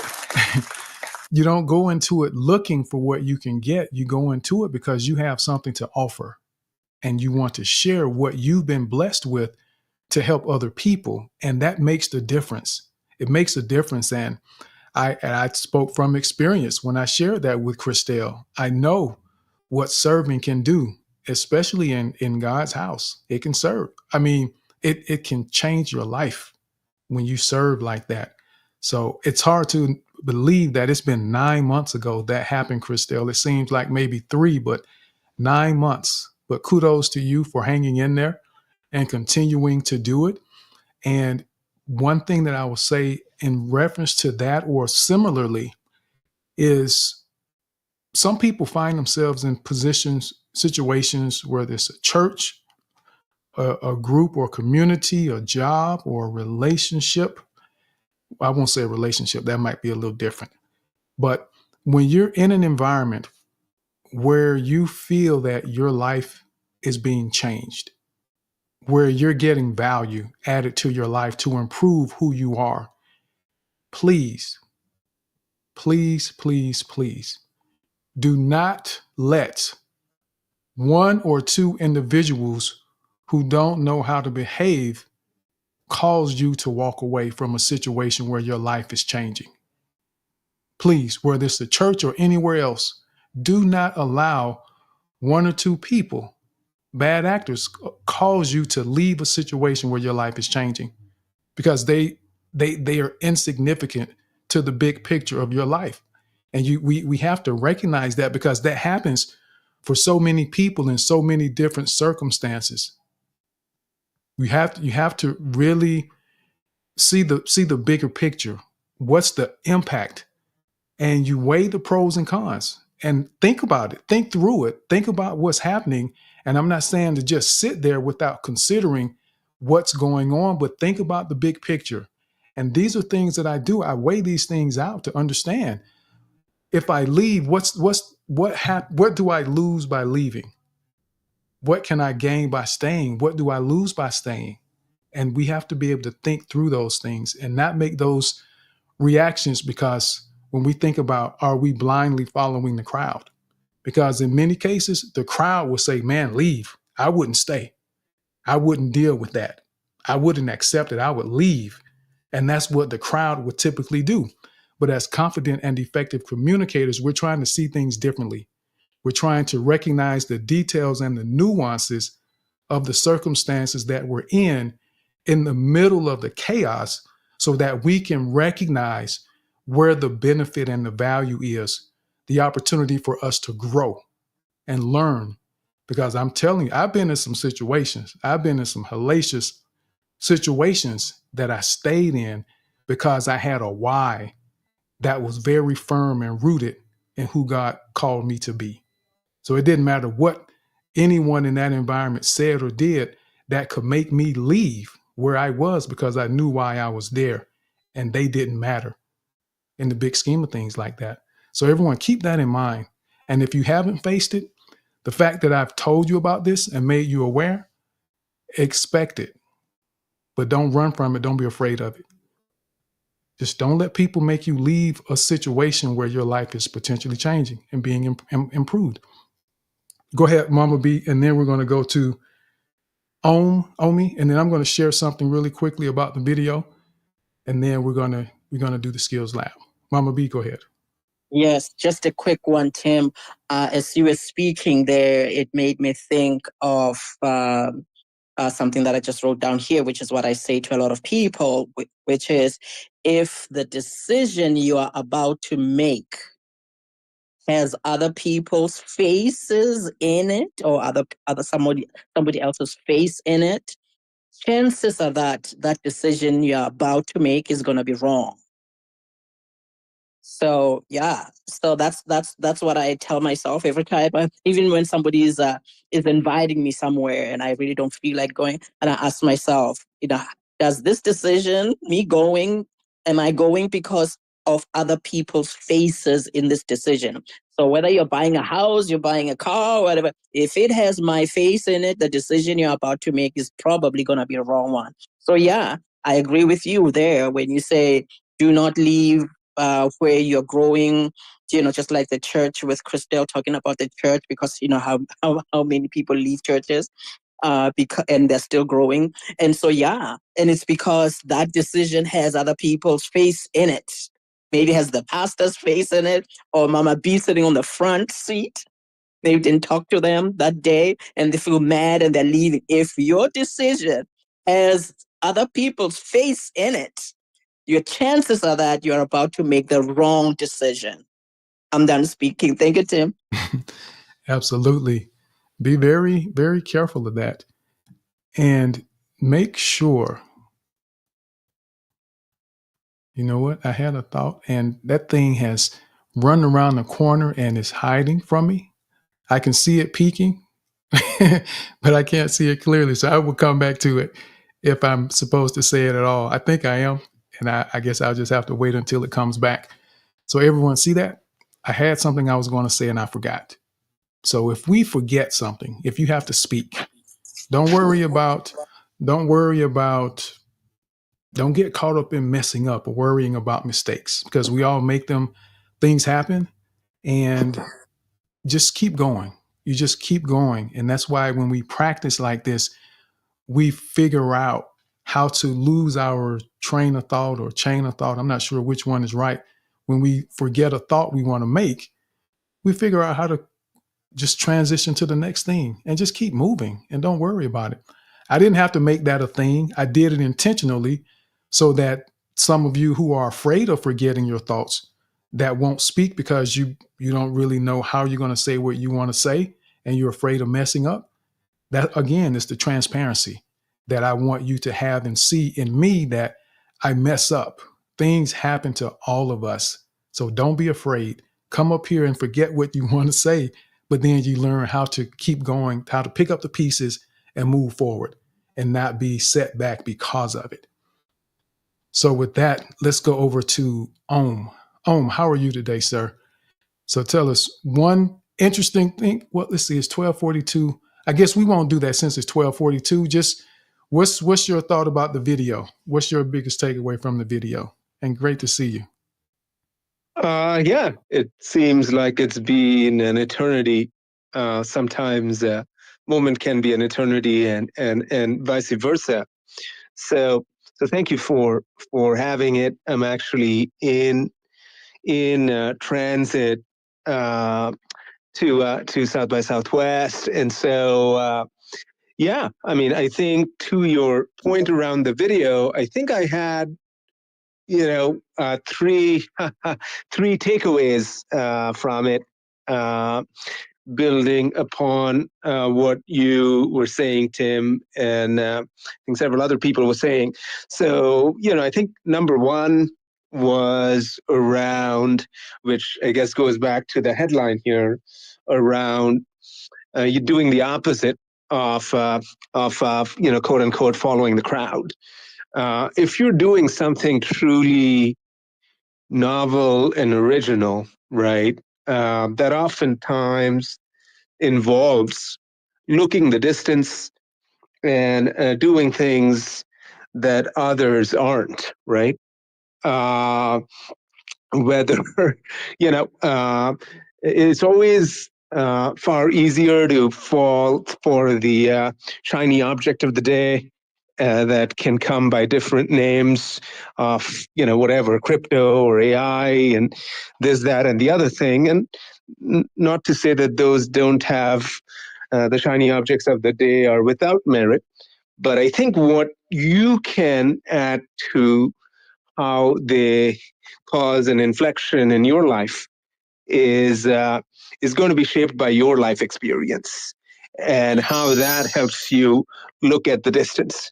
And so that's essentially how the first puppy there was able to get to the destination.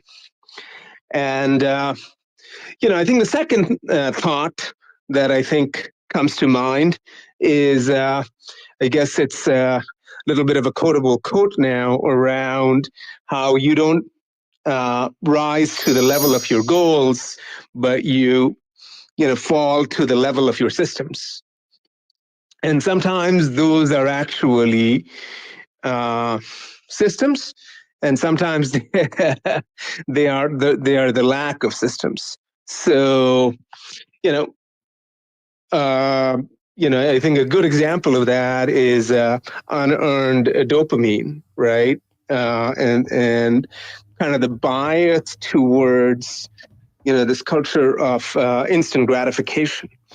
I think part of what quote unquote systems do to us today, no matter what technology you use, sometimes it has the effect of, essentially being addictive. Whether you're using Twitter or some other platform, they want to keep you there as much as you can be, because that's a part of their business model, if you will. But that doesn't necessarily translate into your own well-being. Yes. And so finding the aligned system, finding the system that actually has your best interest at heart, won't happen automatically. I think it'll come out of you critically thinking about it. And I think for those of us that are innovators and builders, it's inspiration for us, because the status quo, the systems in the status quo oftentimes are not good. And that allows us to build something better. Yes, which really brings me to the last point. Well, go ahead. So we're gonna stop with the 2, because we were going to do either 1, maybe 2, if we squeeze it in. And I know it's been a little while, but I think what you shared is an excellent point, though, about not falling to the level of a system, especially if it's the incorrect system that we should not be following. And we have to understand, what type of system do we choose to put ourselves in if we haven't created our own yet? And if you understand your goals, you recognize whether or not the system can help facilitate you accomplishing the goals that you have in mind.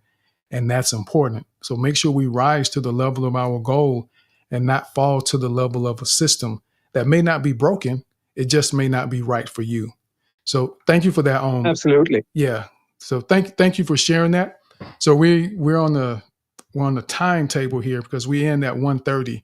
So right now what we're going to do is we want to get into some of the skills labs, because I know Edith was going to do one of the exercises from before. So I see that she came right on up. She's ready. It's like, let's do it. But what I'm going to do before we get into that, remember I said in the beginning that this was an exercise of intentional observation. And, I encourage everyone to really be intentional about what you're dealing with in life, your circumstances, the people, what's happening, pondering why it may be happening. Not that we're making assumptions about it, but we're at least giving idea and thought to the possibility of a scenario that we may not have considered. Now, this is what I saw. As I looked at the video, because I'm very intentional when I observe, and I like to try to understand things, understand what's happening. What I saw in the video, everything that all of you said, I didn't think about collaboration, and I did not think about empathy for leadership, as Kim brought up. I did not think about those. But what I saw was one dog with a droopy ear. And that's the dog who figured out how to solve the puzzle. It was the only one with a droopy ear. Now, why does that matter? Because the dog with the droopy ear is probably the last one to get selected for things. Much like us, when we're unique individuals, we may not look like everyone else in the group. We may not do things exactly the same way that everyone does.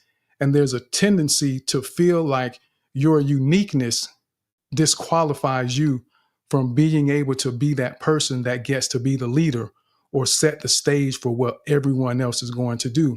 So that one dog out of all those puppies, only one had the droopy ear, but that was the one that figured it out. And don't allow your uniqueness to hinder you mentally or physically in life. And I'll tell you this really quickly, because I know some people, I I know someone who's left-handed, and there's some left-handed people in the world, definitely more right-handed than left-handed. And for some people, they're uncomfortable being left-handed. Life is different for them, and the world is kind of structured for right-handed people and to a high degree. But think about this. In sports, if for any of you that watch sports, notice how the left-handed athletes are almost always superstars. You rarely ever see a left-handed athlete that isn't good at what they do. But then also, even in the Bible, there's a verse in the Bible that says, I'm going to read this right quick. It says, among all these soldiers, there were 700 select troops who were left-handed, each of whom could sling a stone at a hair and not miss. You don't think that's significant about being unique like that? That it, all the words that are in the Bible, it chose to isolate this 700 people who were left-handed and highlight their high level of capability. So everyone embrace your uniqueness, whatever that may be. But this one puppy with the droopy ear, it tried 3 different approaches. It tried everything that the other ones did, but it also was the only puppy that tried to climb up that little blue stool next to the plate. None of the other puppies tried that, not in the video clip at least. It was the only one. It didn't repeat anything that didn't work. It tried it and realized that it was beyond its capability at that time, so it moved on to something else. The puppy decided that, you know what, even after it tried to make the big jump that everyone failed to make, it got back in line again, but it never tried to go back to the front and get caught up in the fray with what the crowd was doing.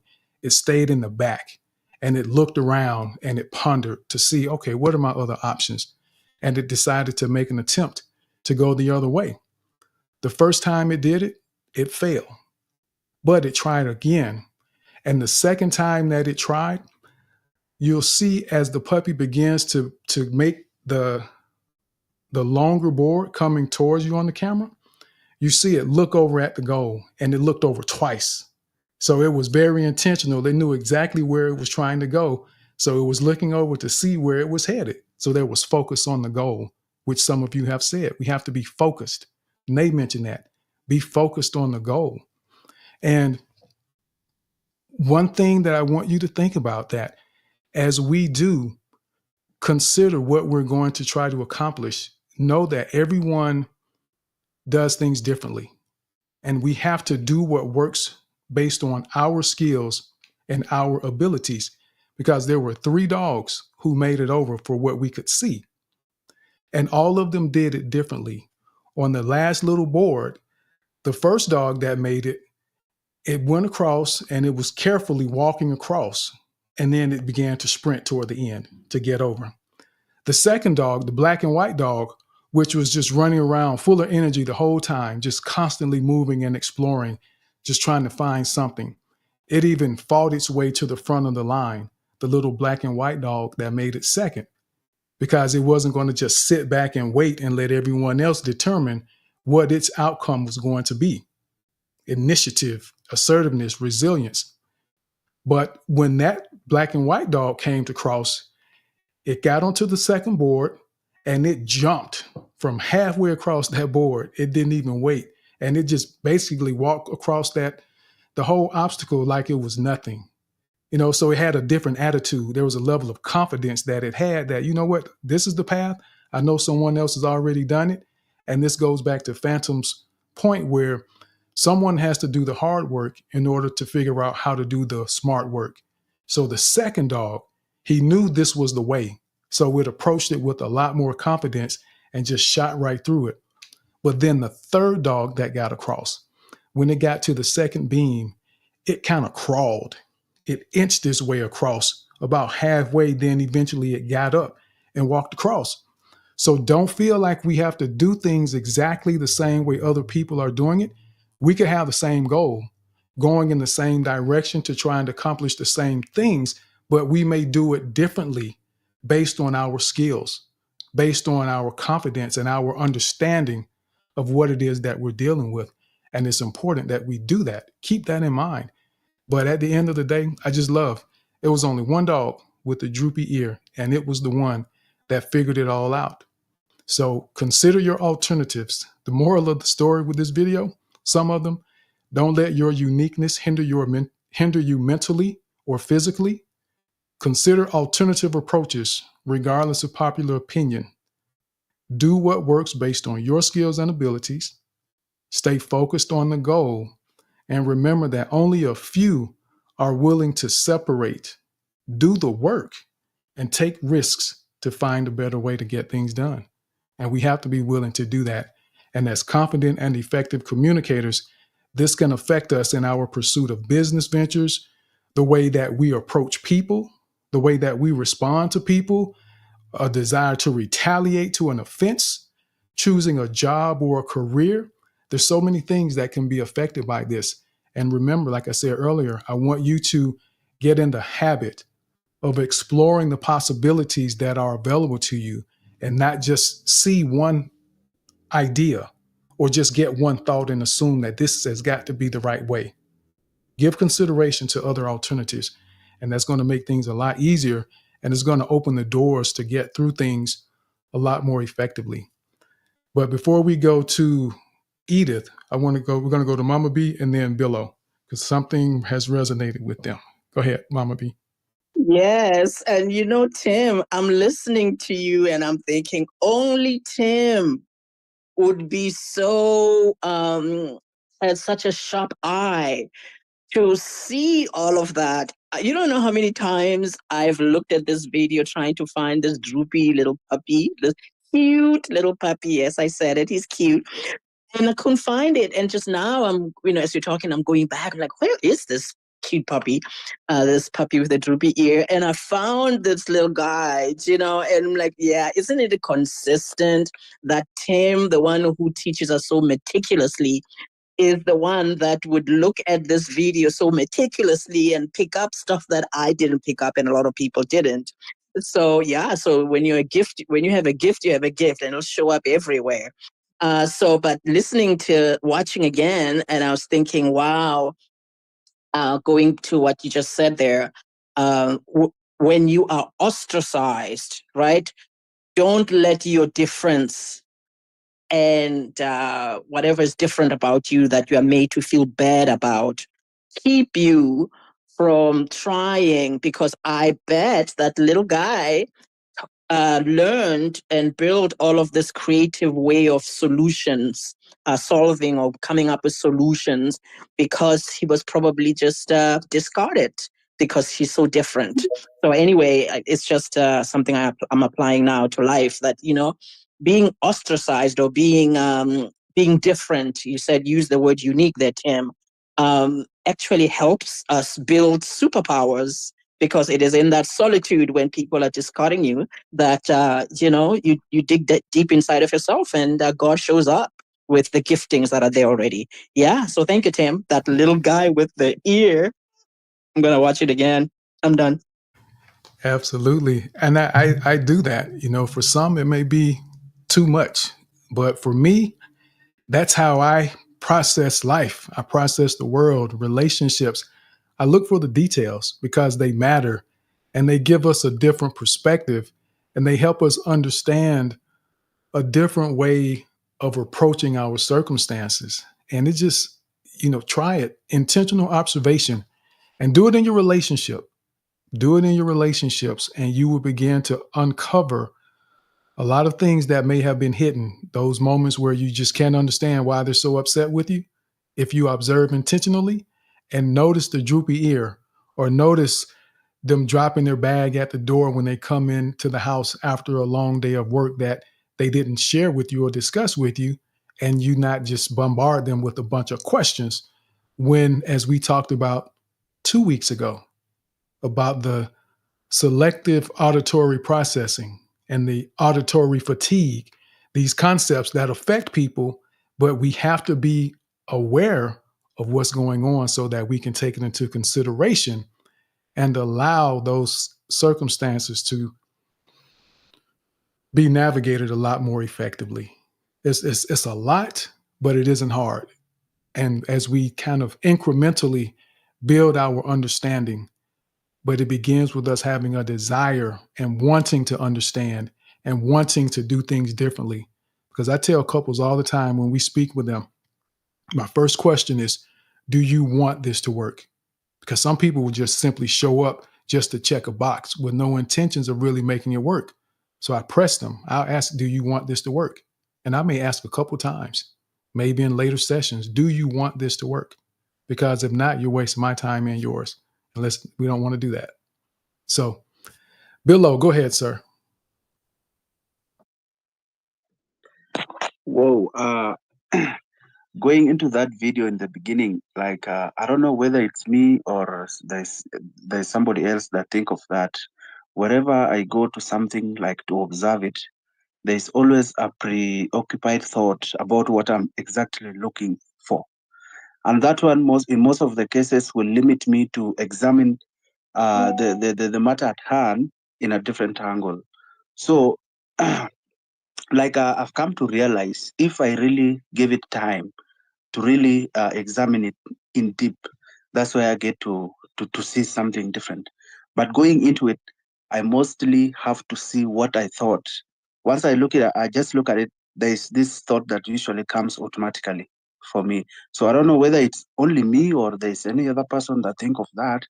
And what are they using as a strategy to really go deep into getting more information or details on what they are looking at.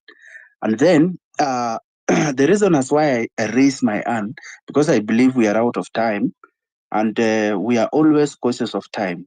So I wanted us to remember, as we go to the skill lab, we have to be intentional with how we measure our time. The members that are here, the old members are given 2 minutes. The new members, you have 3 minutes to respond. And then there, because the time is always limited, when you talk a lot, when you have that lengthy discussion of everything you want to say at once, we usually tend to lose focus as the audience. So I want you to keep that in mind. I also want you to keep in mind when you talk a lot of things, trying to tell us everything you know at once. That one you will risk the risk of rambling. You will tell things that even will portray to us that you are unprepared, you are unfocused, and you don't even know what you are saying. So I request, and I'm reminding ourselves that write down what you want to talk about, and then talk about it. It can be 1 point, 2 point, keep it concise. And how you're going to do that is to be clear and concise when speaking. And remember to always engage with your process, as I'm doing now. Thank you for listening. Thank you, Billo. And yes, we are coming to the end. We have until 1:30, so we're going to be closing at 1:30. But we do have time. We're going to get, I know Edith is doing a challenge, and then we will, I think Hakeem wants to do one as well. And Billo, your mic is still open, just in case you didn't know. So Edith, are you ready for the challenge? Yes, sir, I'm ready. All right. And you know what? Before you do the challenge, I'm going to ask that you share one interesting thing and something interesting or a win that you had recently with us. Okay. Thank you so much, sir, and everyone on call. I'm really blessed to be here tonight. It is an opportunity for me to shine. I know that I wrote down some few things at the beginning of the year, and God has answered me. Like finding myself in this space alone is like an answered prayer, because I've had like a desire to like resonate with the vision of this group, and I'm glad that I'm here. My biggest win is for me to be here, and the biggest win for me today is for me to be up speaking, because I don't even know how much my heart was pumping the past few weeks, because this is my 4th time to be here, but my first time to speak. It's a win for me to be here. Yeah. The interesting thing is that life is good, and that when you were talking about the puppies, you described the details, and I think everything that we are, all of life, and everything that makes life beautiful is in the details. So yeah, that's the most interesting thing. I like that God is looking out for me, like to look out for my deepest heart's desires, and He aligns me to such a group of people that aligns with my vision as well. And thank you so much for the work that you're doing to make us better every other day. Yes, sir. Thank you. Thank you for being here, and thank you for sharing that. And that's exciting to hear. You have things in mind, you know where you're going and what you're trying to accomplish. And that matters, the goal, as Nate said earlier. So what we'll do is, I think, were you going to read one of the scripts, Edith, or did you want the random topic challenge? I'll take the random topic. Random topic? Okay. And just remember, just breathe, take a breath, and everyone remember, you have to breathe. Just make sure you breathe and take your breath and relax. All right. So the random topic for you, Edith, is going to be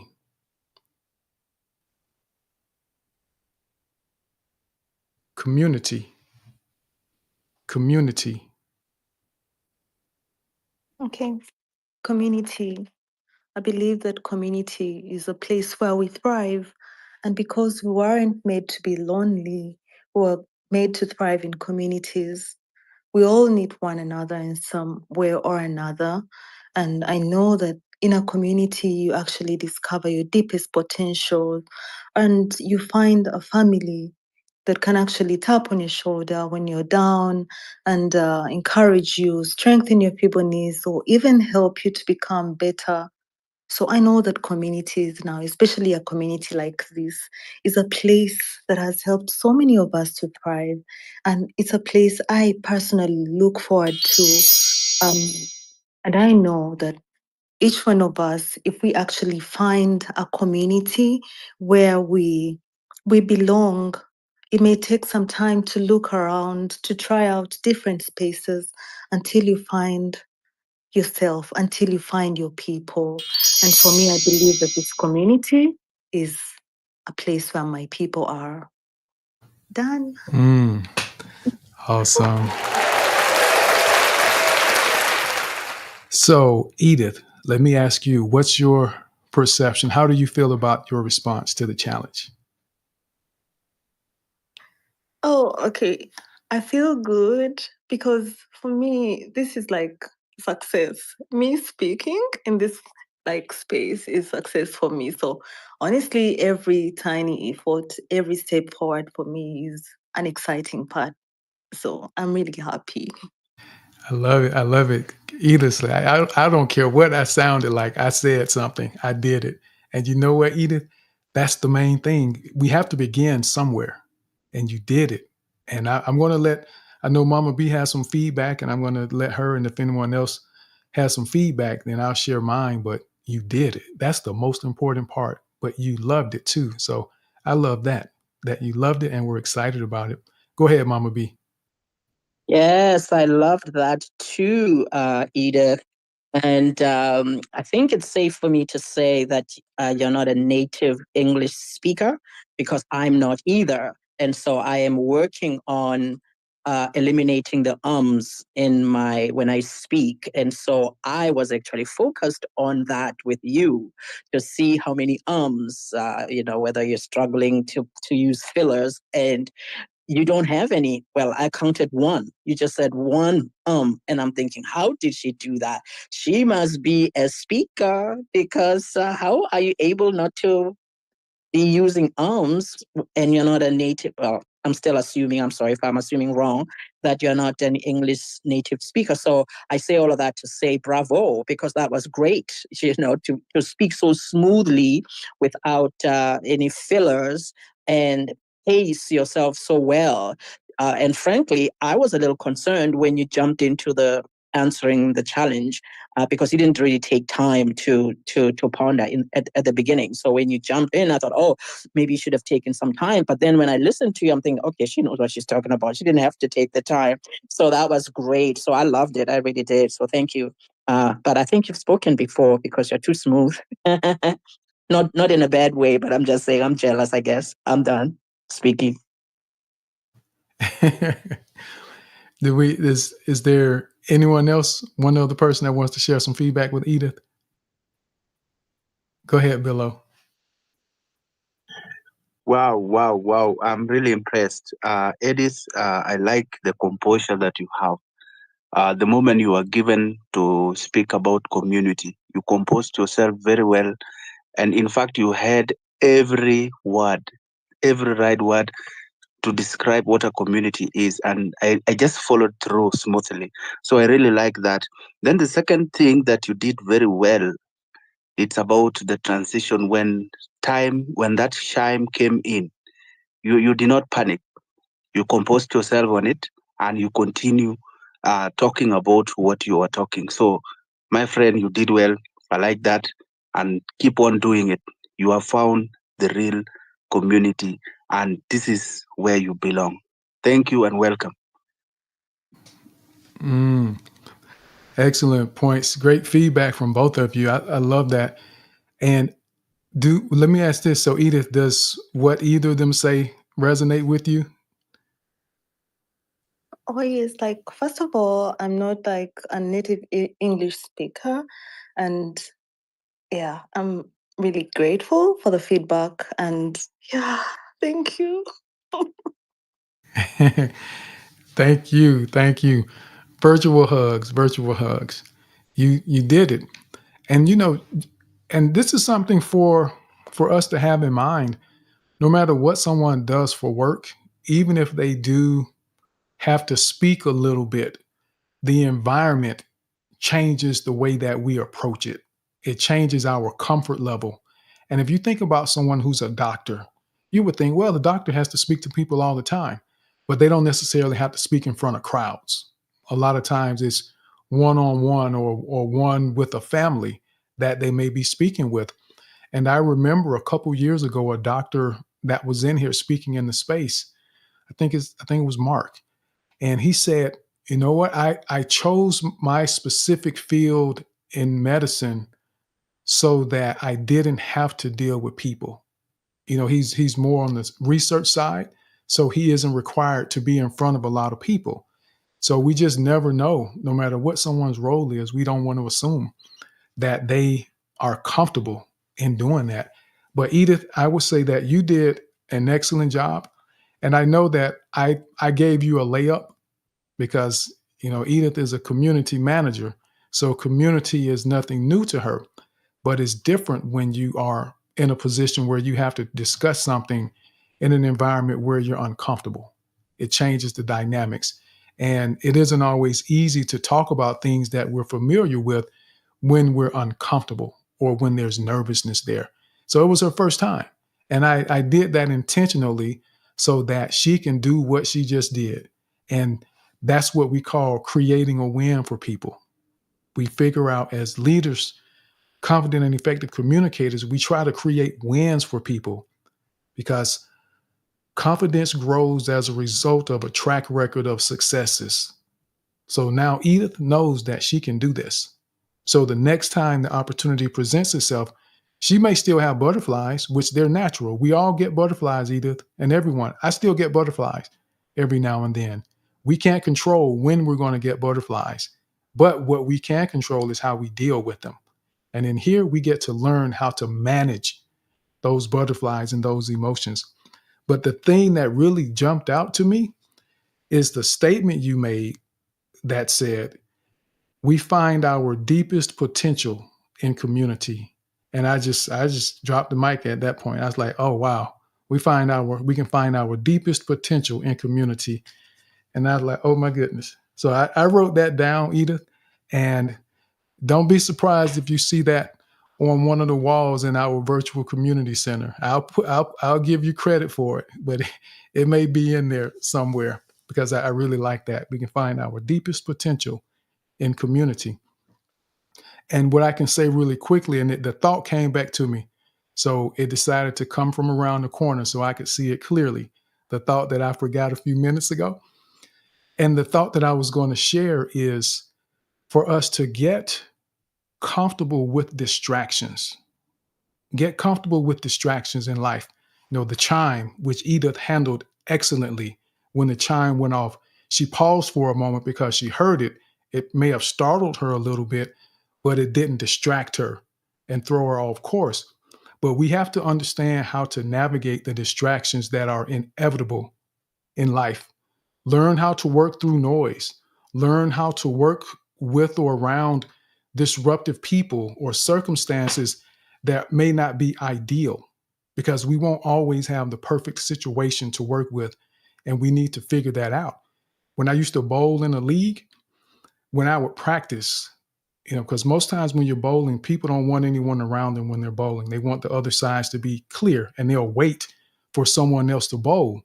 But when I would practice, there may be people around me and I would intentionally just go ahead and bowl while they were right there, you know, kids or young people just kind of messing around so that I could learn how to bowl in spite of the distractions. So I practice things like that. And that's the kind of thought process we have to not allow the things around us to keep us from being able to function at our highest level, because we learn how to work through them and around them, how to overcome those things, because they're going to be there.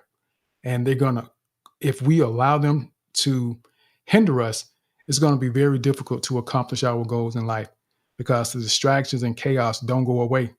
And remember, peace is not the absence of chaos. Peace doesn't mean that there is no chaos. It means that inside you've quieted your mind and your heart, and you're able to function within that environment in spite of the chaos going on around you without being affected by it negatively or it disrupting you. So, Edith, thank you. Kudos to you for that. So I think, Hakeem, you wanted to, let me see, Angel, did you want to do the challenge? Is that why you had your hand up?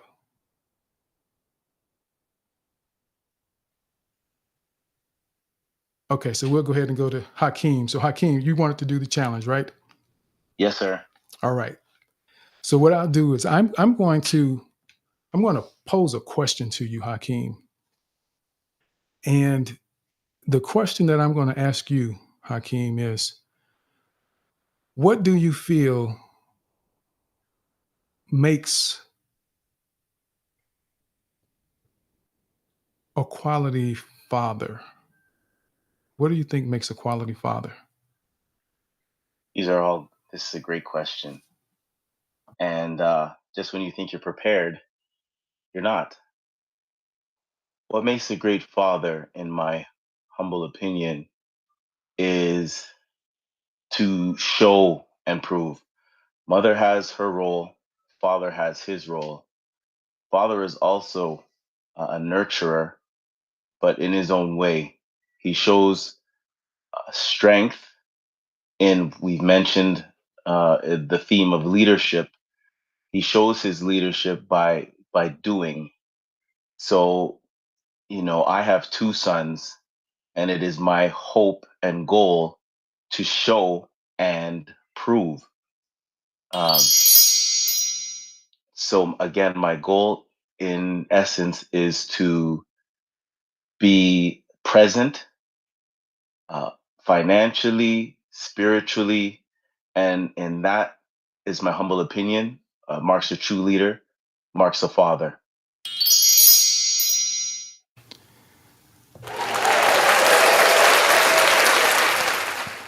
Yes, sir. Yes, sir. So let's begin with you. What's your thoughts on that? What's your take? How do you feel about that? I like being in the lion's den. You threw me off with that question, but I think I did okay. Again, with the time, you're always concentrating on being concentrated and giving a full, succinct answer. And sometimes I feel like, you know, I could probably have given more, but it's something that I'll forever battle with. Like, did I say enough? My hope is that I did, but I don't think I did. I can always get better. But I think I did okay. I'm not going to be hard on myself. I think I did good. Thinking outside the box. Okay, there we go. And see, and that's another one of those familiar, as I was saying with Edith. Sometimes the layups aren't always as easy. You know, we see professional basketball players miss layups every now and then. And not that Hakeem missed a layup, but what I'm saying is we don't want to assume that anything is easy. And what I would say is that I could hear you thinking, you know what you felt as far as being the type of father you want to be for your kids, but it sounded as though you were trying to figure out how to put it in words at times. As you were thinking about it, you know exactly what you felt and how important it is, but how do I say this out loud? Because I may not have really thought about it in this way to be able to articulate it. And that's why it's important that we spend time with our intentional observation, understanding ourselves, who we are. Why do you enjoy what you enjoy? Why do you do what you do? And spend some time thinking about that so that you have the ability to answer the question in an interview, tell me about yourself. And those are things that should be easy answers, but many times we don't think about that because there's this idea that to talk about myself in a good way is vanity, it's arrogance.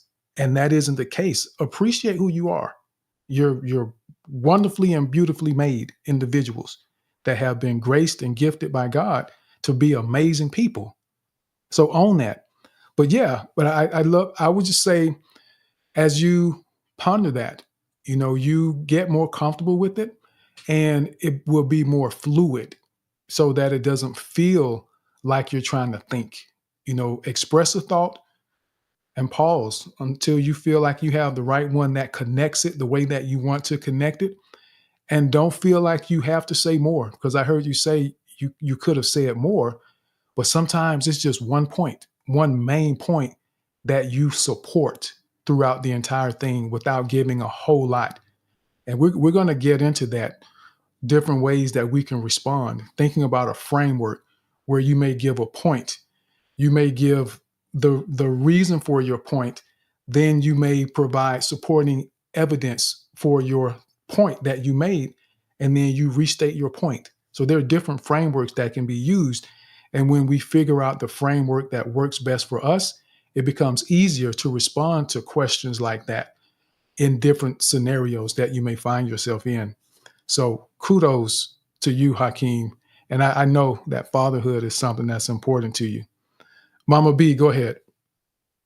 Okay, I was asking myself about the fatherhood piece with Hakeem because you did so well there, and I thought, oh, I wonder if he's a father and he's saying what he feels in that role.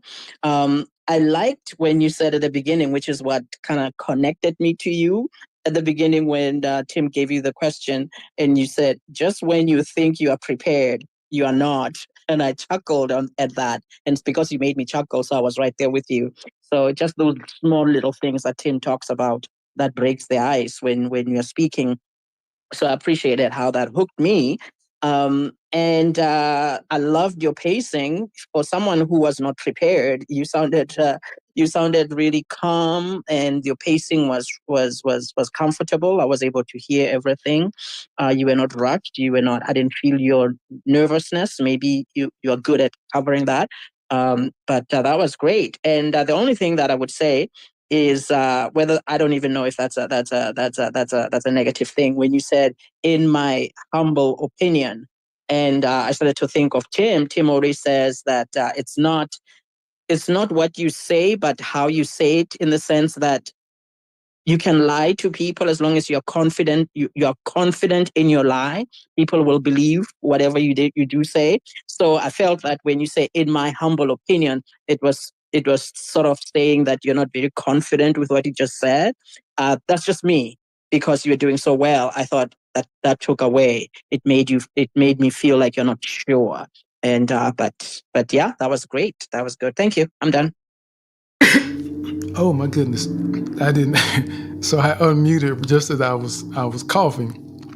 Excuse me. Hopefully no one's volume was very loud where that ruptured an eardrum. My goodness. But what I would say, to that point about, in my humble opinion, and that's where, and everyone keep this in mind, because you never know how someone is going to perceive what you say, and everyone will perceive it differently. So for those of you who are looking for jobs and you're going to interviews, completing resumes, there is no one size fits all. Because for some people, to hear you say, in my humble opinion, it could be perceived as an acknowledgement of the fact that I know what I believe about this, but I'm not going to assume that what I believe is right for everyone. And we have to understand and accept that people will see it or hear it differently and not be bothered by that. And it's okay, because that opens the door for us to think about it in a different way. With what Mama B said, then Hakeem may rephrase what he said to still give the same impression that he wanted to give, but do it in a different way.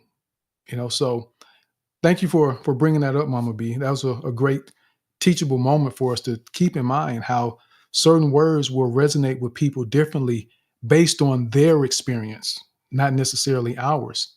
How did you? Well, you know what? I think I know what you meant. You were just saying that it wasn't the way that everyone else may see it, but based on your life and the way you feel about it. That was your humble opinion. So, yeah, thank you for that, Hakeem. So what we will do is, it is 1:26. So Angel, we're gonna try Angel again. Angel, because I know you tried to speak a week or so ago. So we can give you the 2 minutes to share really quickly, because we're wrapping up at 1:30. So you have a thought about the video you want to share with us, sir? And welcome to the space. Yeah, you've not heard from me for some time because I hadn't been well the last month. But I did watch this video, and I also noted the droopy-eared dog. But I also watched the camera movements, because when he tries to go his own path, he had a different idea, and he had the conviction to see it through. But he failed the first time, and then you notice he goes to join. He seems to be joining the crowd, so maybe his confidence was knocked. But then the camera pans out to see what everyone else is doing. So it's like, oh, maybe he had that moment and he failed the first time, but then the rest of the world looks away when you are perceived as different. I think this can be a reality when 28 years, I diagnosed dyspraxic this year. And I was told for a long time, don't disclose this in your applications. And then I put a piece in my applications, and I said, actually, I believe this is a strength in the right circles. And I accentuated my points within my resume to do that. All of this was to say that then it goes back and you see him acting in isolation. Nobody else has followed him. And but he was still steadfast, and he did get to the end. And then others saw that this happened, and they also tried to go the same way. So, so not to write people off that we perceive as different, to embrace difference. There's a lot of diversity discourse, but this is where it can be a strength, because we can bring fresh perspectives to the table. And I think that's what enriches society and community, as Edith mentioned before. And congratulations to her on speaking for the first time in this space. I've spoken and advocated for people to take a mic. The first time is not always going to be perfect, but you did it anyway. So bravo in abundance, and may the rest of your weekend be as kind to you as possible for all of you. Thank you, Angel. I thought I was going to have to say that for you. I'm listening, because I'm always listening for that. That's Angel's signature closeout. May the rest of your day or weekend be as kind to you as possible. And thank you for sharing that, Angel, for the additional encouragement for Edith. And just know, as he said, sometimes when you're different, people will look away from you when you're different. And we need to be okay with that. Sometimes we don't need them watching what we're doing. They need to look away because they don't deserve to see what we're doing sometimes, if that's the attitude that they have about us. And Angel, I'm glad that you're feeling better. And I hope that whatever it was is gone and never to return again. So glad you're better and we're able to get to share that with us. So what we'll do is I want to thank everyone for being here. And I want to say we got Hero X, Brenda, Poppy, Olu, Kayode, Shola, Lucia, Janina, Lazolia, AI, Brock, Josh, Ethanos, Ruro, Nigmatic, Chanel, Bright, Galileo, The Sunshine, Benjamin, Kahi, Nika, Anna. We've got Bold and Strong, Oh God, I Need You, or Marie, Lost Diary as well, that are listening in the space. So thank you all for your presence, for being here, listening in with us as long as you were able to. And thank you again to those of you who participated and shared your thoughts and ideas. And that's the beauty of us doing things together, because we get to learn from one another. Several of the perspectives that were shared only one time because only one person had that perspective. And that's why it's important to be willing to listen. You don't have to agree, but at least listen, because you may learn something that may be of value and beneficial to you when we choose to listen to other people. So I really want to say thank you, Mama B, for co-hosting.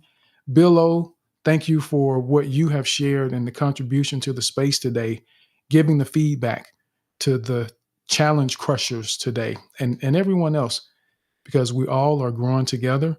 And as long as we continue putting forth the effort, we're going to get where we're trying to go.